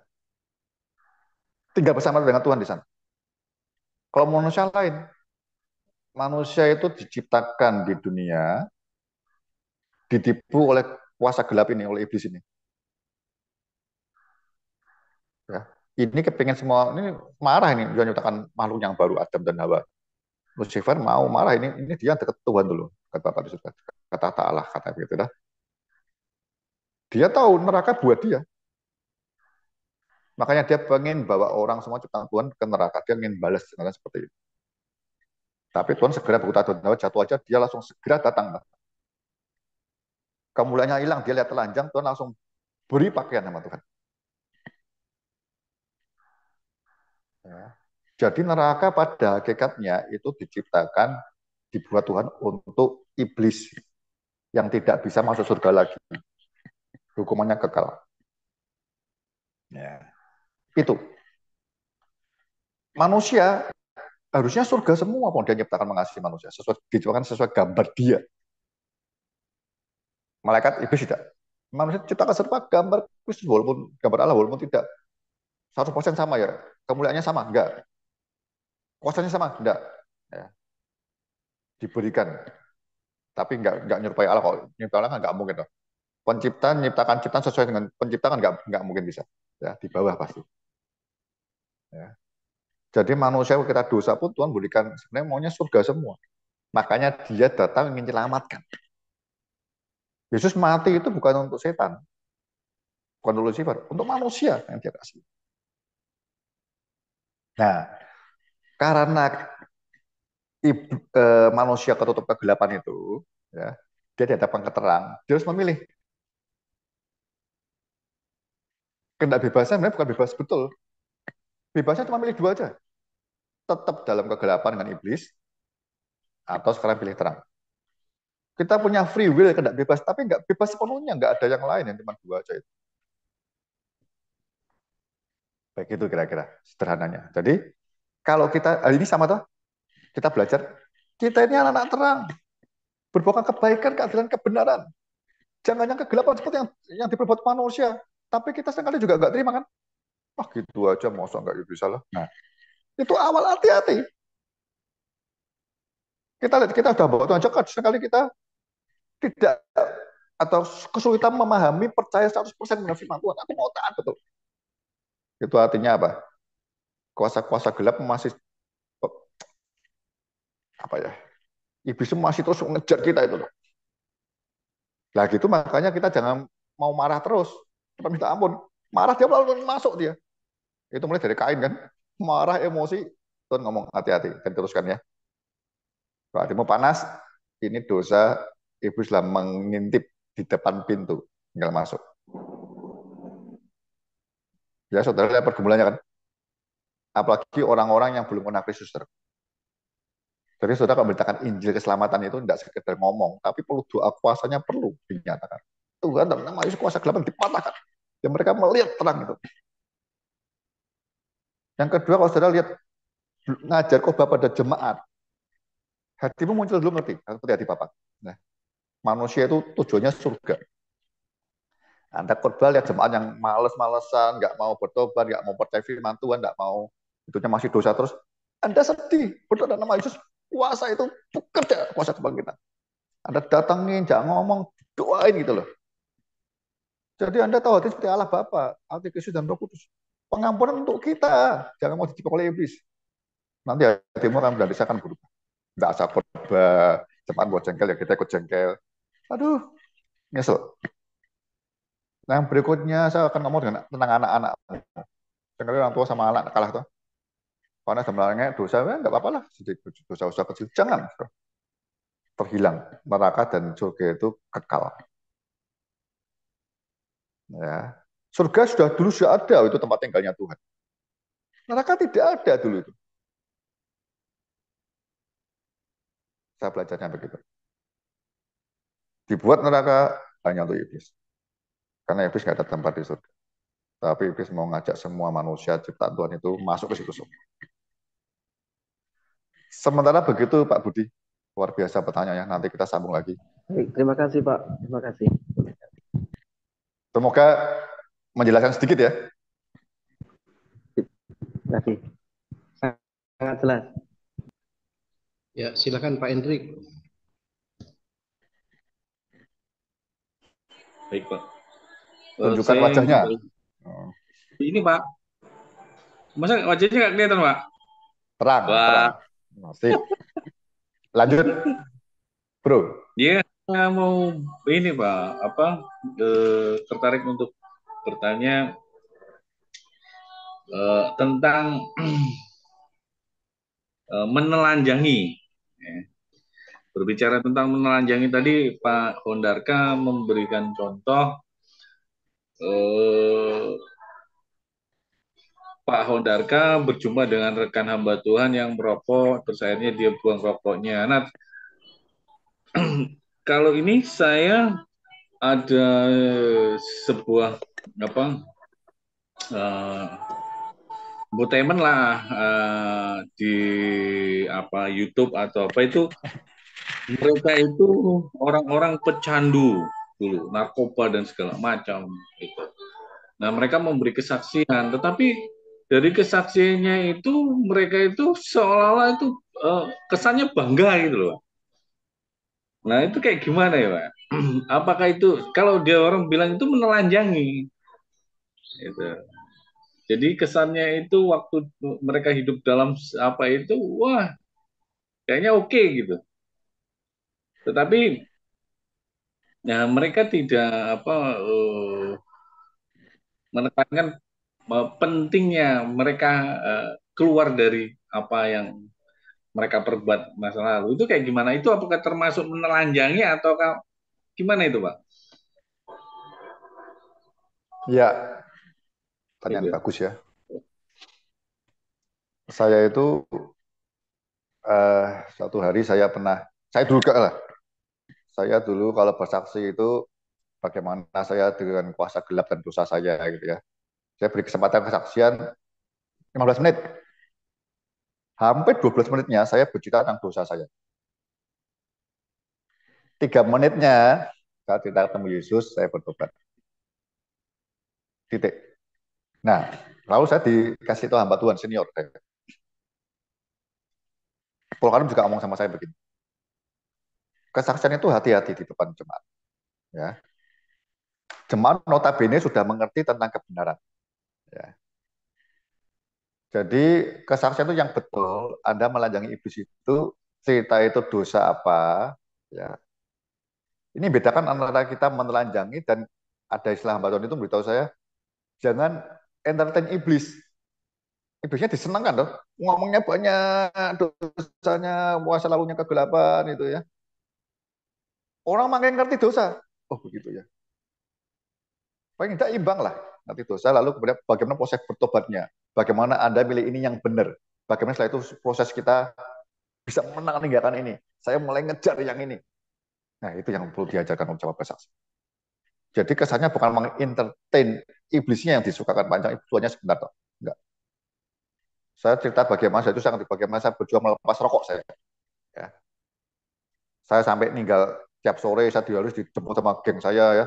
Lihatlah taruhan apa gitu dah, mau rokok. Saya sampai belum apa saya bilang sih nggak kuat. Saya tinggalkan jam sebelum habis makan malam sebelum mereka datang saya pergi dulu ke gereja. Ya. Nah, saya nggak tahu gereja itu harinya hari apa. Ada PA, saya ikut PA. Suatu saat ada doa, saya ikut doa. Suatu saat ikut kor, nggak bisa kor saya nggak bisa nyanyi. Pokoknya saya demi ninggalkan itu. Nah, saya ngerti itu. Ada yang terkenal dulu orang tokoh gospel cerita. Dia itu sebelum jadi sekarang jadi hamba Tuhan lah. Dulu di Amerika dia sebelum bertobat. Dia cerita dia meniduri 1.000 wanita. Satu kira sempat ngitung gitu ya. 1.000 wanita. Banyak cerita kebanggaannya. Lalu sama Yesus sebentar bertobat. Nah, saudara yang ngerti itu bukan menelanjangi. Itu kata beberapa orang, itu mengentertain iblis. Iblis yang dimuliakan, disenangkan dia. Tapi bagaimana proses pergumulan Anda meninggalkan dosa itu, tidak kuat minta Roh Kudus tolong, ya sehingga Anda kuat menang, gitu lah. Anda bertumbuh, seorang Anda melayani ya, bahkan melayani orang itu menang. Nah, itu proses itu Anda jelaskan. Makanya Alkitab mengajarnya tiap orang bertobat, kata satu Kisah 1 ayat 8, jadi saksi dulu, hidupnya berubah dulu. Banyak juga tuh orang-orang dari agama lain, ya, dari agama lain jadi Kristen, jadi anak terang. Kemana-mana kesaksian khotbahnya bukan pakai Injil, tapi pakai kitab sucinya dia. Karena dia nggak pernah belajar firman Tuhan, nggak pernah belajar Injil, nggak pernah belajar teologi, nggak pernah belajar Alkitab. Orang senang. Nah, kalau saya bukan menelanjangi. Menelanjangi itu saudara banding ngomong dosanya orang lain. Saudara juga boleh lah dulu ngalami apa, ngomong dengan orang itu. Dosa ini dosa. Ya. Sebenarnya awal katanya itu, Anda lihat konteksnya semua ya, itu awalnya kita ini tidak boleh berkawan dulu. Jadi saudara, orang bisa lihat saudara ini sudah nggak seperti itu yang dulu. Guyon-guyon kita nggak guyon dulu. Awalnya begitu harus. Orang lihat kita ini anak terang, ya. Belum mereka sudah nggak benar, sudah pergi aja. Tinggalkan. Saya masa dulu kerja begitu. Saya udah di Majaya itu ya. Kesebut namanya, saya nggak boleh sebut nama. Biasa orang-orang begitu ya, zaman dulu belum ada HP gitu. Malam itu karyawannya nontonnya apa? Banyak nonton film-film nggak bener. Dulu yang ada kan TVRI. Jadi saya kan pertama kali masuk kerja nggak tahu itu. Jadi sekali saya jam 9 dulu adanya dengar berita kan, kok di hutan pedalaman kan nggak ada berita kan, nggak ada HP. Nontonnya berita jam 9 malam TVRI. Namanya Dunia Dalam Berita. Nggak tahu apa, dikunya ketemu semua ya. Dunia Dalam Berita. TV-nya masih hitam putih lagi. Dunia Dalam Berita. Jadi saya jam 9, saya keluar dari kamar. Saya jalan ke ruang tengah, ruang tamu itu, ke ruang depan yang untuk nonton TV. Saya pertama kaget. Kok nggak ada suaranya? Begitu saya sudah terlanjur masuk dengan mereka ini, saya kan baru kenal mereka. Saya duduk, mereka nonton film biru. Saya nggak bisa langsung pergi dong. Saya diam sebentar, lalu saya jalan pergi. Rupanya beberapa orang ngamatin saya. Apalagi saya buka persekutuan doa. Saya persekutuan, saya memberitakan Injil berapa orang, kemudian dengan teman-teman situ, Bu Erna berapa orang, kita buka persekutuan. Jadi begitu saya sampai ke situ, begitu lihat itu, saya nggak, loh kenapa? Saya nonton berita, nggak ada, nggak apa-apa, nonton aja. Lama-lama guyonnya mereka itu mereka ngerti. Ketika saya datang mau masuk, dia bilang, jangan nonton dulu. Ini kita lagi nonton, jangan ke sini. Saya suruh pergi. Paling tidak begitu. Itu penting. Yang susah itu kalau kumpul dengan teman-teman nambah Tuhan yang guyon-guyon yang ngomong-ngomong kosong hampa itu. Anda pertama kali diam aja dulu dah. Jangan ikut-ikut nempali tuh. Cekak cekiki nempalin, jangan dulu. Pokoknya saudara membuktikan diri kalau saudara itu mulai mau hidup benar, bukan suci ya. Bukan ingin hidup suci. Bukan sok suci, tapi saya mau hidup suci, saya mau hidup kudus, mau hidup benar. Lalu lama-lama, itu awal zaman mulai melanjang, dia mulai sungkan, mulai malu. Melanjang itu artinya melakukan dengan malu. Banyak orang nggak merasa malu. Melanjang kan mereka, orang lain, ya dosa itu kan kayak Adam dan Hawa, dosa itu telanjang, harusnya malu. Tapi sekarang iblis kebiasaan nggak malu. Kita datang ke taman telanjang, dia, kamu ini telanjang. Mereka malu. Ya. Baik, nanti kita terus lebih banyak istilah praktisnya bagaimana. Tapi intinya itu, saudara. Ya. Kok kaitan dengan kesaksian, saudara harus bersaksi, melatih dirimu, lalu pakai catatan apa tuh, yang nggak lupa, ya, yang dosanya itu kok bisa tentang pertobatannya, tentang Yesus, lalu perubahan hidupnya, dari sekarang jadi apa, itu yang lebih banyak waktunya. Yang itu sedikit aja. Dulu main kuasa gelap, ya, ceritakan detail, ngambil tanah di kuburan, ya, hari Jumat Kliwon, untuk nyidap orang, itu memang ngapain jelas-jelas begitu. Nah, hati-hati. Ya. Menelanjang itu sifatnya menyingkirkan mereka bahwa mereka berbuat dosa itu mereka malu. Ya, begitu. Ada buku bagus tuh punyanya Anda mungkin pernah baca tuh. Orang nyebut nabinya dari Inggris, Smith Wigglesworth. Wah, itu luar biasa. Itu naik bis saja ya, dia duduk diam saja. Seluruh bis bertobat. Terang itu memancar, nggak usah banyak ngomong. Kebenarannya memancar. Itu yang dosa-dosa minta ampun semua. Ya, itu jarang. Itu dia sama Tuhan tiap harinya, persekutuan sama Tuhan, belajar firman, sembahyang, nyembah itu berapa jam. Bukunya bagus tuh, tipis. Itu fenomenal. Ya. Smith Wigglesworth dari England, Inggris. Terima kasih, Pak Hendrik. Nanti kita bahas lagi di sini ya. Ya, tolong saudara mulai belajar ya kesaksian yang betul-betul kesaksian buat Tuhan, kemuliaan Tuhan supaya orang lebih bergairah ngejar Tuhannya gitu ya. Orang yang berdosa sadar, wah dosa, malu dia sehingga bisa bertobat gitu ya, harapannya begitu. Itu artinya menelanjangi, menampilkan yang dosa. Ya, kalau Anda nggak biasa begitu, Anda berani ngomong terus terang di depan. Jangan ngomong begitu deh, kita ini malu lah sebagai hamba Tuhan. Berani ngomong begitu. Menelanjangi orang. Tapi kalau hidup kita masih nggak, wah, lu aja masih begitu ya kan nggak baik. Terima kasih, Pak Hendrik. Baik, begitu. Silakan kalau ada yang lain mau bertanya. Ya, silakan yang lain. Ya, Pak Immanuel, silakan Pak Immanuel. Oke, terima kasih Pak Hon. Terima kasih Pak Thomas, kawan-kawan semua. Saya tertarik dengan berkawan ya Pak. Berkawan ini adalah satu hal yang ada positif dan negatifnya gitu. Ketika saya melihat dari ayat 7, pasal 5 ayat 7 dari Efesus, itu dikatakan janganlah kamu berkawan dengan mereka. Mereka itu menjelaskan di atas. Tapi ketika saya sambungkan ke ayat 9, kalau kita berkawan membuahkan terang dan kebaikan, terus mendatangkan terang, juga membuahkan keadilan, terus mendatangkan terang, hanya berbuahkan kebenaran, apakah ini suatu hal yang salah begitu, Pak? Mohon penjelasan secara khusus, secara berkawan, seperti apa begitu, sehingga tidak racuh dalam kita berkawan. Karena seperti saya sendiri ini terlalu banyak kawan, tapi tidak kawan sejati gitu. Karena saya adalah seorang yang harus temu banyak kawan begitu, Pak. Mohon penjelasan itu kalau saya Wes kembalikan rasa ke rasa kakek apa nih? ya cuma hanya ini ke Mazmur aja. Mazmur pasal 1 ayat 1, jangan duduk dalam kumpulan pencemooh dan sebagainya, dan itu menjadi acuan eh, kalau kita mau menjadi terang, bagaimana kita nggak dekat dengan mereka juga begitu. Oke, mungkin mohon penjelasan secara khusus saja. Terima kasih, Tuhan berkati. Wah, pertanyaan yang luar biasa sekarang. Suruh berubah. Enggak, ini niat bertanya namanya. Begini, tadi saya sedikit jelaskan tentang makna berkawan ya.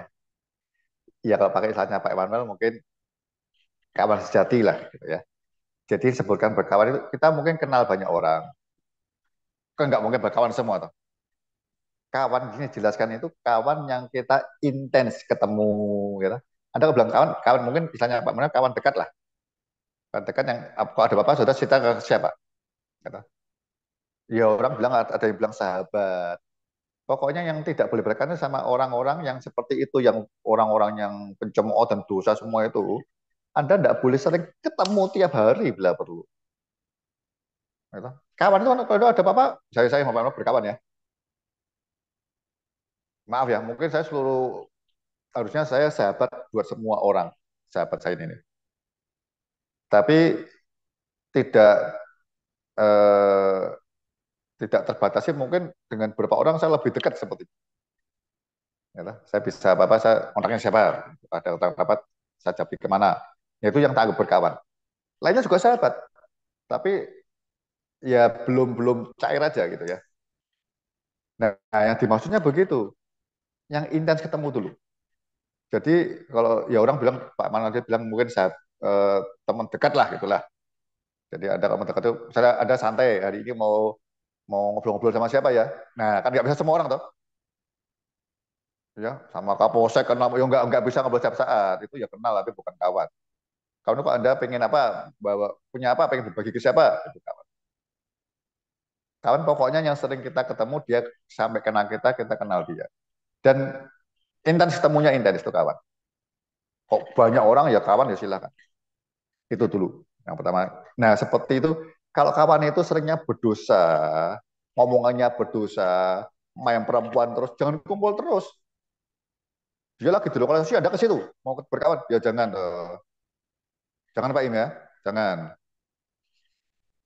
Ya kalau dia main mabuk gitu sama teman-temannya, ada masuk ke situ ikut-ikutan yang tidak boleh, jangan. Kalau dia minum mabuk ada ya ketemu-temu. Berkawan seperti berkawan itu prinsip saya yang bisa saling membangun, percaya membangun. Ya. Yang kedua, terang itu biasanya, Anda kalau lihat Matius ya, saya dia bilang loh, terang itu kaki dian satu itu menerangi rumah dulu. Terang dunia itu Kristus terang dunia, kita juga terang dunia, tapi nanti Anda Pak Emmanuel satu itu menerangi keluargamu dulu minimal, jemaatmu, ngerti kamu terang sehingga semua ikut terang. Nggak mau sekampung ikut terang, belum tentu tuh. Nah, nggak bisa kita hanya. Nah, pelan-pelan. Ya, akhirnya mereka lihat terang. Terang itu mesti orang datang. Karena lihat perbuatan kita yang baik, yang benar, dia harus ikut. Terang itu yang pertama, kaki Dian menerangi seisi rumah. Rumah-rumah mulai satu sebelahnya dimenangkan satu orang, menerangkan rumah. Rumah-rumah yang terang-terang itu kumpul menerangi kota. Satu kota terang menerangi mungkin provinsi. Provinsi terang menerangi negara atau bangsa. Nggak mungkin terang kita saya bersaksi semua. Enggak, saya punya teman SMA apa banyak. Belum tentu mereka juga percaya sama saya. Mungkin nggak dekat. Mereka nggak lihat perubahan hidup saya. Nggak bisa. Jadilah terang mulai dengan sekitarmu, Yerusalemmu dulu aja. Apa itu? Iya, yang kawan, betul, kawan sejabat saya sejati. Yang suka duka, membangun gitu ya. Itu mereka lihat dan mereka ikut Pak Immanuel. Pokoknya yang mau sampaikan di sini, kebaikan, keadilan, kebenaran itu orang mesti ikut nantinya. Karena ini terang. Kegelapan akan malu, telanjang, dia tahu itu dosa, pasti berbalik ke yang benar. Nah, itu sarana PI yang baik seperti itu. Tidak bersaksi dulu, jadi saksi dulu kan. Kalau kuasa Roh Kudus itu turun atasmu, kamu akan menjadi saksiku. Bukan kamu akan bersaksi tentang aku, bukan. Banyak orang bersaksi dulu. Tidak. Baca baik-baik. To be, menjadi saksiku. Karena ketemu Yesus terang itu mesti yang ditelanjangi kita bertobat, hidup kita berubah. Ya yang mulai perubahan Pak Immanuel, perubahan Hondarka, ya orang terdekat kita. Iya, berubah ya. Pejabat lain nggak lihat hidup kita berubah. Karena kita kalau orang yang nggak sahabat sejati, kita penampilan kita tata, kita kemas penampilannya baik. Apalagi sekarang toh, model-model ada sosmed, ya, sosial media, kita ketemu sosial. Ya enggak ada orang di sosmed menunjukkan aslinya. Dikemas yang baik. Jadi saya heran kalau ada orang menikah karena ketemu di sosmed, saya heran. Ketemu ini menyesal, sudah setahun, 2 tahun, 3 tahun, 5 tahun, 10 tahun menyesal. Gitu ya. Jadi maksudnya dua hal saya coba menjelaskan. Satu, sebut kawan apa, ya, kawan yang kenal kita, yang sering kita ketemu, ya. Jadi kalau ada bersaksi pun mereka juga mau dengar sama-sama begitu. Lalu terang kita itu dimulai dari Yerusalem dulu. Yerusalem itu keluargamu, jemaatmu sudah taat ikut sama-sama Anda. Anda ajarkan Anda. Jadi beberapa orang di bawah Anda itu keluarga dan jemaat sudah menjadi terang masing-masing di daerahnya. Nah, mulai agak banyak. Terus, jadi kalau Anda betul-betul orang berpengaruh bukan karena pinternya kita, hebatnya kita tidak. Tapi lihat dampak hidupnya kita loh. Orang-orang ini dimenangkan dari saksi. Ya, bukan pintar korbannya, pintar baik bergaulnya tidak. Tapi buah, terang itu bisa ada buahnya. Buah pertobatannya, buah menangkan ya, jemaatnya semua berubah juga. Buat apa kita suka jauh-jauh? Cuma kita tidak pernah berubah apa-apa. Kita menangkan jiwa, jemaat kita menangkan jiwa tidak. Nah, terang progresnya begitu. Yerusalem, Yudea, Samaria, ujung bumi. Itu sekaligus ya, tapi dari situ jalannya. Kita Yerusalem mau jalan ke Samaria, jadi lewat Yudea. Terus. Ya. Ini bukan proses urutan, bukan. Tapi ini prosesnya seperti itu orang lihat. Karena ini saling mempengaruhi namanya. Anda berkebaikan, tujuannya supaya orang ikut kebaikan itu, menerima kebaikan Allah itu. Ya kan? Bukan kebaikannya Pak Immanuel kan? Bukan. Bukan kebaikannya Hondarka, bukan. Ngerti ini Pak Immanuel pendeta, kebaikannya kebaikan Kristus. Kayak Yusuf, ya dari Potifar dulu. Lalu menyeluruh anak buahnya yang lain. Begitu Pak Im kira-kira. Nanti kita bahas di sini saja. Wes ya, rasa takut lanjut ya. Lanjutnya coba we. Stop saya. Siap, terima kasih, Bang, dan berkati. Terima kasih Pak Im. Beri kesempatan yang lain dulu. Ya, terima kasih Pak Immanuel. Ya, kalau tanya jangan yang sulit-sulit. Nggak apa-apa, pertanyaan boleh sulit. Jawabannya aja. Karena Pak Im bukan begitu Pak. Tanya ada yang neko-neko. Nggak, dia pengalamannya banyak. Pengalamannya itu lebih OKB ngeluh. Baik Pak Im, terima kasih. Lanjut. Ya, silakan. Ada yang lain? Mari. Wah, Pak Yohanes sama apa jempol ini Mas. Ya, silakan. Angkat jempol itu mau apa? Dicek Pak. Dicek Pak Thomas, dicek. Oh, di chat. Oh, di chat. Ya. Ya, silakan. Dia Oke. lagi tidak enak ngomong. Ya, ini pertanyaannya. Apa perbedaan manusia baru dan anak-anak terang sehingga dipisahkan dalam perikop Efesus 4 dan Efesus 5. Terima kasih. Ya, silakan Pak Undang. Iya, kalau masalah pasal kan kita tahu itu surat nggak ada pasal ayatnya ya. Itu nyatu jadi satu ya. Gini, sebenarnya kalau kita Pak Samad mungkin berapa kali kita nggak ketemu Pak Samad ya.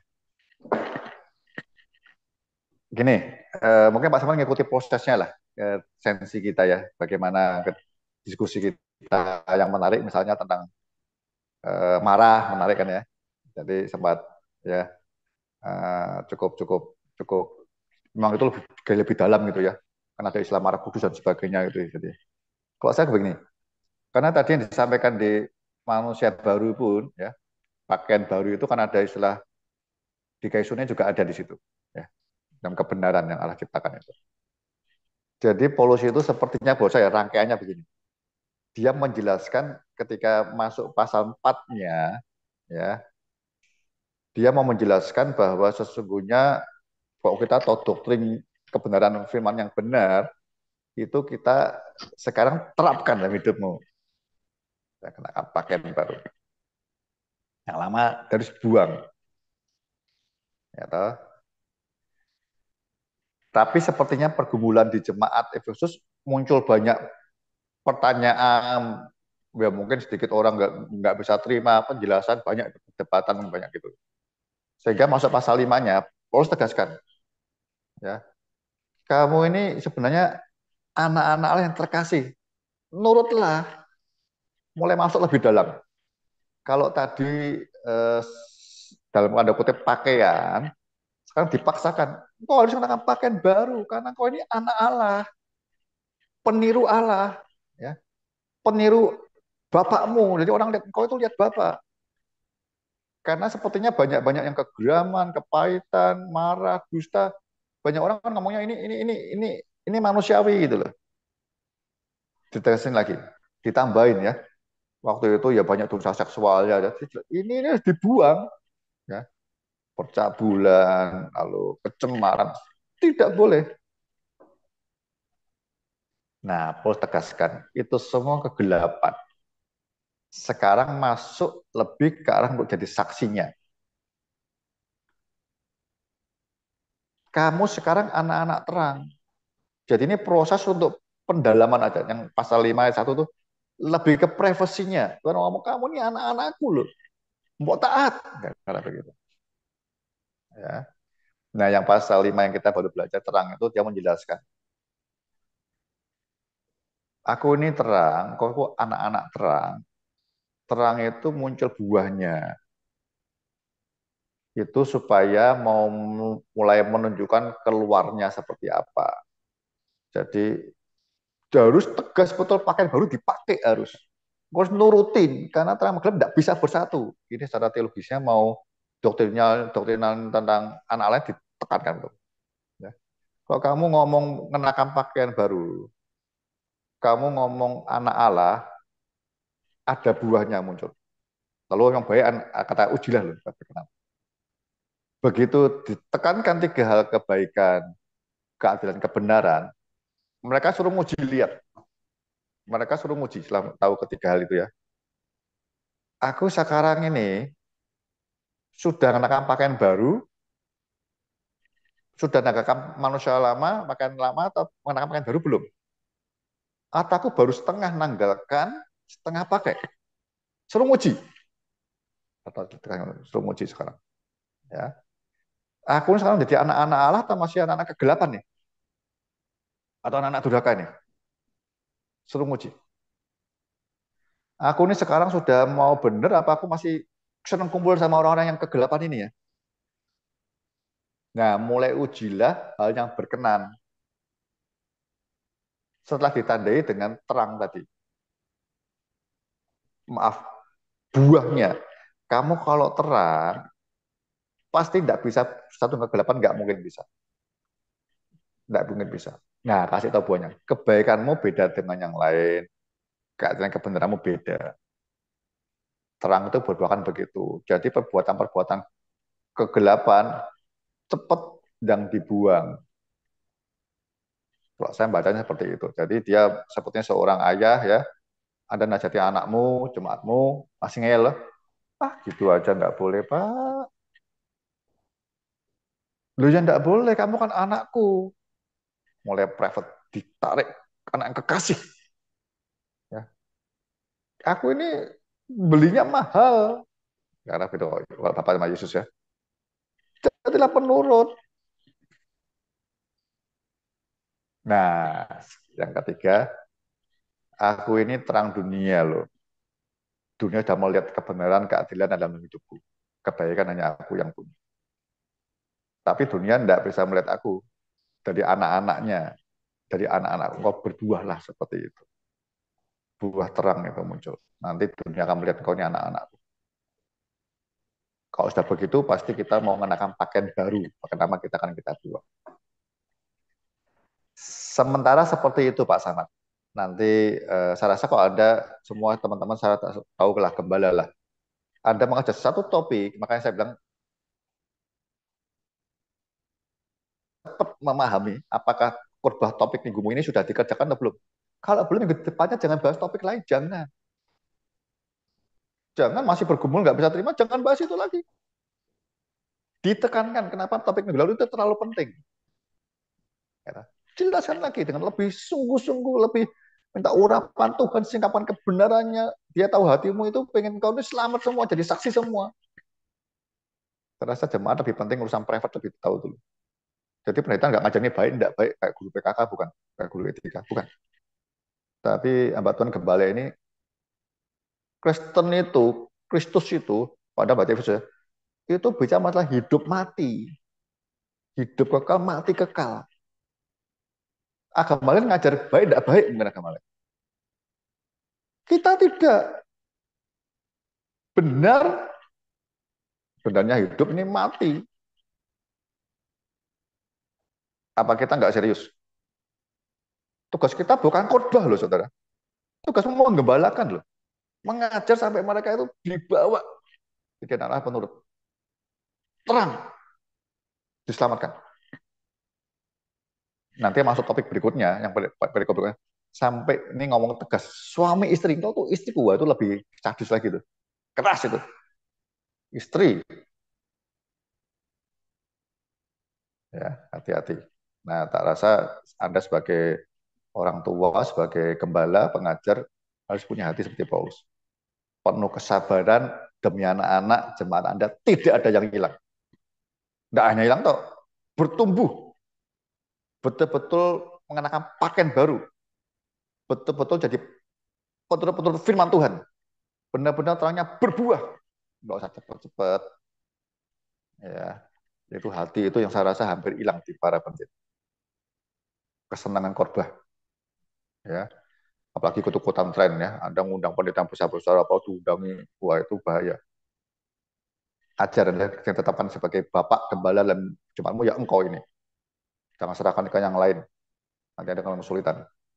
Hati itu sampai terimpartasi jemaat dan keluarga mengerti. Kalau Anda khotbah ini betul-betul semua keluar dari roh, jiwa tubuhmu yang terdalam. Mengasihi Kristus dan mengasihi jemaat yang ada. Wah, itu jemaat jadi benar Allah. Kelihatan ada apa ya, bukan khawatir. Kelihatan ada ayah yang tidak mau anaknya terhilang. Ya, tak rasa Pak Samad lebih banyak pengalaman ya dengan melakukan daripada saya. Saya hanya waktu itu sekitar 2 tahun lah sebelum ada 2 tahun lebih dikit. Semua ada permasalahan semua rekan-rekan begitu. Ya, semuanya yang habis, saudara sedih nangis betul kok bisa habis hilang bagaimana Tuhan datang lagi cari jiwa yang baru lagi. Sekitar Mandakan banyak sekali. Jadi saksi dulu, ya. Mereka ngerti, Anda punya kasih, punya kuasa, ya. Tidak hanya sekedar berbuat baik, tapi kebaikan yang dari Allah. Ya. Karena begitu. Ya, Rob Kus, tolong kita semua nanti. Saya harap kita bisa ketemu di sini ya, Pak Samad bisa datang, nanti kita sudah lebih dalam lagi. Terima kasih, pertanyaan yang baik. Mungkin masih satu atau dua orang lagi, satu orang kali ya. Ya, terima kasih Yohanes Ahmad. Ya, jadi bukan dipisahkan tapi lebih dalam lagi. Haleluya. Jadi buat Pak Samad dan kita semua, biasakan kalau membaca memang harusnya sekali baca bisa, Efesus kan cuma 6 pasal ya. Satu hari Anda membaca selesaikan, jangan dipotong-potong memang ya. Jadi Anda membaca 6 pasal selesai dulu, baru mungkin dari satu-satu. Jadi alurnya pikiran Allah bisa ketemu. Ya tadi Pak Samad nangkap bagus ya. Kok ada istilah pakaian baru, pasal 4, kok ada istilah anak Allah, kok ada. Nah itu iya, good. Baik. Ya, sorry Pak Thomas, lanjut. Ya, silakan. Yang lain. Kalau masih ada ya.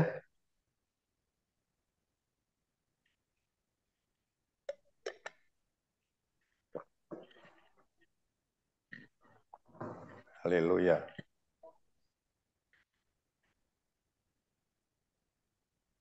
Masih ada, silakan. Mungkin terakhir aja kalau masih ada. Ya, kalau tidak ada mungkin Pak dikasih kesimpulan Pak. Iya, saya nggak nyimpulkan deh ya. Kok nyimpulkan itu nanti mempersempit yang kita belajar. Saya sedikit ngasih benang merahnya aja ya. Saya ambil dari Pak Samad tadi aja ya. Baik Pak Samad itu ya. Jadi ada lihat suratnya Paulus, terus dia mau menunjukkan dia sebagai, tidak hanya gembala, tapi sebagai Bapak. Bapak yang seperti Paulus ya. Ikutlah aku, karena aku ini ngikuti Kristus seperti Allah. Jadi jemaat lihat kita dulu, kita ini ada proses dan progresnya. Kita betul-betul jemaat bisa lihat kita ini betul-betul setelah menanggalkan manusia lama, menanggalkan manusia nampak, tidak sekedar ngajar doktrinal. Yang kegeraman, yang dusta, yang apa, kita belajar dulu, menang dulu. Kita belajar menjadi penurut-penurut Allah dulu, peniru Allah. Jadi jemaah mau bertanya, bagaimana Pak? Anda menjelaskan. Ya memang berat Pak, Bu. Tapi bisa lihat begini. Karena ada poin yang lebih penting itu ya, harusnya semua itu nanti kok yang urusan apa praktisnya itu poinnya itu di Yesus 4:30 itu. Jangan mendukakan Roh Kudus Allah. Kita ada penolong, pasti bisa. Pasti bisa itu bukan sederhana mungkin ya. Pergumulannya berat, tapi mau menanggalkan itu. Menanggalkan, copot. Pakaian barunya kita nggak usah jahit, nggak usah buat. Tapi Tuhan sudah siapkan pakaian baru. Wow, kenakan. Kenakan manusia baru itu. Dunia mulai melihat kita ada perubahan. Kita menjadi anak-anak Allah yang penurut. Yang terakhir saya tekankan ini sebenarnya saya mau cerita tentang anak-anak Allah itu mengenakan pakaian baru sekaligus yang lebih, ya orang kesimpulannya lah, kita menjadi anak-anak terang. Itu lebih tegas karena lawannya kegelapan. Gelap ya. Pakaian baru, pakaian lama, ada pakaian kadang lama masih sering dipakai. Anak Allah penurut, kadang kita durhaka berontak-berontak. Tapi ini tegas. Anak-anak terang. Terang tidak mungkin kena kegelapan, nggak mungkin lagi. Terang itu pasti berbuahkan kebaikan, keadilan, kebenaran. Ya. Belajar percaya, terima itu, yang masih kesulitan seperti saya, minta Roh Kudus, tolong sepenuhnya. Karena Anda ini membawa gerbong, ada keluargamu, ada jemaat Tuhan. Belum orang-orang yang dipercayakan, kata Yohanes 10, masih ada domba atau kambing-kambing di luar sana yang harus dimasukkan ke kandang kita. Saya berdoa jadi gembala yang baik, yang benar, jadi pengajar yang benar dan baik. Memberkati kita semua. Haleluya. Ya, puji Tuhan. Syukur kepada Tuhan. Ya, kita bisa menyelesaikan dengan baik, dengan lancar. Ya, mari kita syukur. Dan kita akan ada pertemuan lagi ya di 21, 22 ya. tanggal 22, 23 ya. 23 ya. 22, 23. Ya, kita. Iya, Pak Thomas ini sebagai ketua kelas ya yang harus ingatkan terus. YouTube-nya jangan lupa Pak, jangan 1 hari sebelumnya dibuat Pak ya. Iya Pak, kalau ke Pak Marbowo biasanya itu nyampainya agak lama. Oke, kita mengakhiri ya dengan doa. Bapa di sorga, terima kasih kami sudah belajar kitab Efesus pasal 5, ya Tuhan, mulai ayat 6 sampai ayat yang ke-13. Terima kasih. Terus. Kami terus mengikuti pengajaran semakin dalam ya Tuhan, sehingga kami tahu bahwa kami adalah manusia baru yang harus hidup sebagai anak-anak terang ya Tuhan. Amin. Tuhan, biarlah kebenaran-Mu semakin menggairahkan kami untuk kami semakin mengasihi Allah. Ya Tuhan, dan kami semakin menghargai anugerah Tuhan dalam hidup kami. Menghargai waktu-waktu kesempatan untuk kami bisa melayani dengan sungguh-sungguh. Sehingga ya Bapa, kami sungguh-sungguh menikmati terang Tuhan. Sehingga kami benar-benar mengalami kepenuhan Kristus ya Tuhan. Terima kasih Bapa di sorga. Beri kami kesehatan untuk sharing tatap muka pada tanggal 22-23 ya Tuhan. Kami bisa semakin lebih jelas lagi. Secara khusus kami berdoa untuk hamba-Mu Bapak Hondarka. Tuhan beri kesehatan. Terus Tuhan beri roh hikmat dan wahyu. Karunia untuk melengkapi kami gembala-gembala ya Tuhan. Sehingga kami para gembala fokus dengan panggilan kami. Dan hidup kami sungguh-sungguh maksimal menjadi berkat. Terima kasih, kami akan beristirahat dalam perlindungan Tuhan. Dan kami kembalikan segala hormat, pujian buat Roh Kudus yang sudah menyertai kami. Menerangi kami dengan roh hikmat dan terima kasih Bapa di sorga. Di dalam nama Tuhan Yesus kami berdoa dan mengucap syukur. Haleluya. Amin. Puji Tuhan. Amin. Selamat malam semuanya. Tuhan berkati. Shalom. Malam, terima kasih. Terima kasih Pak Thomas. Ya, terima kasih Pak Undarka. Terima kasih Pak. Terima kasih Pak Thomas. Terima kasih Pak. Shalom.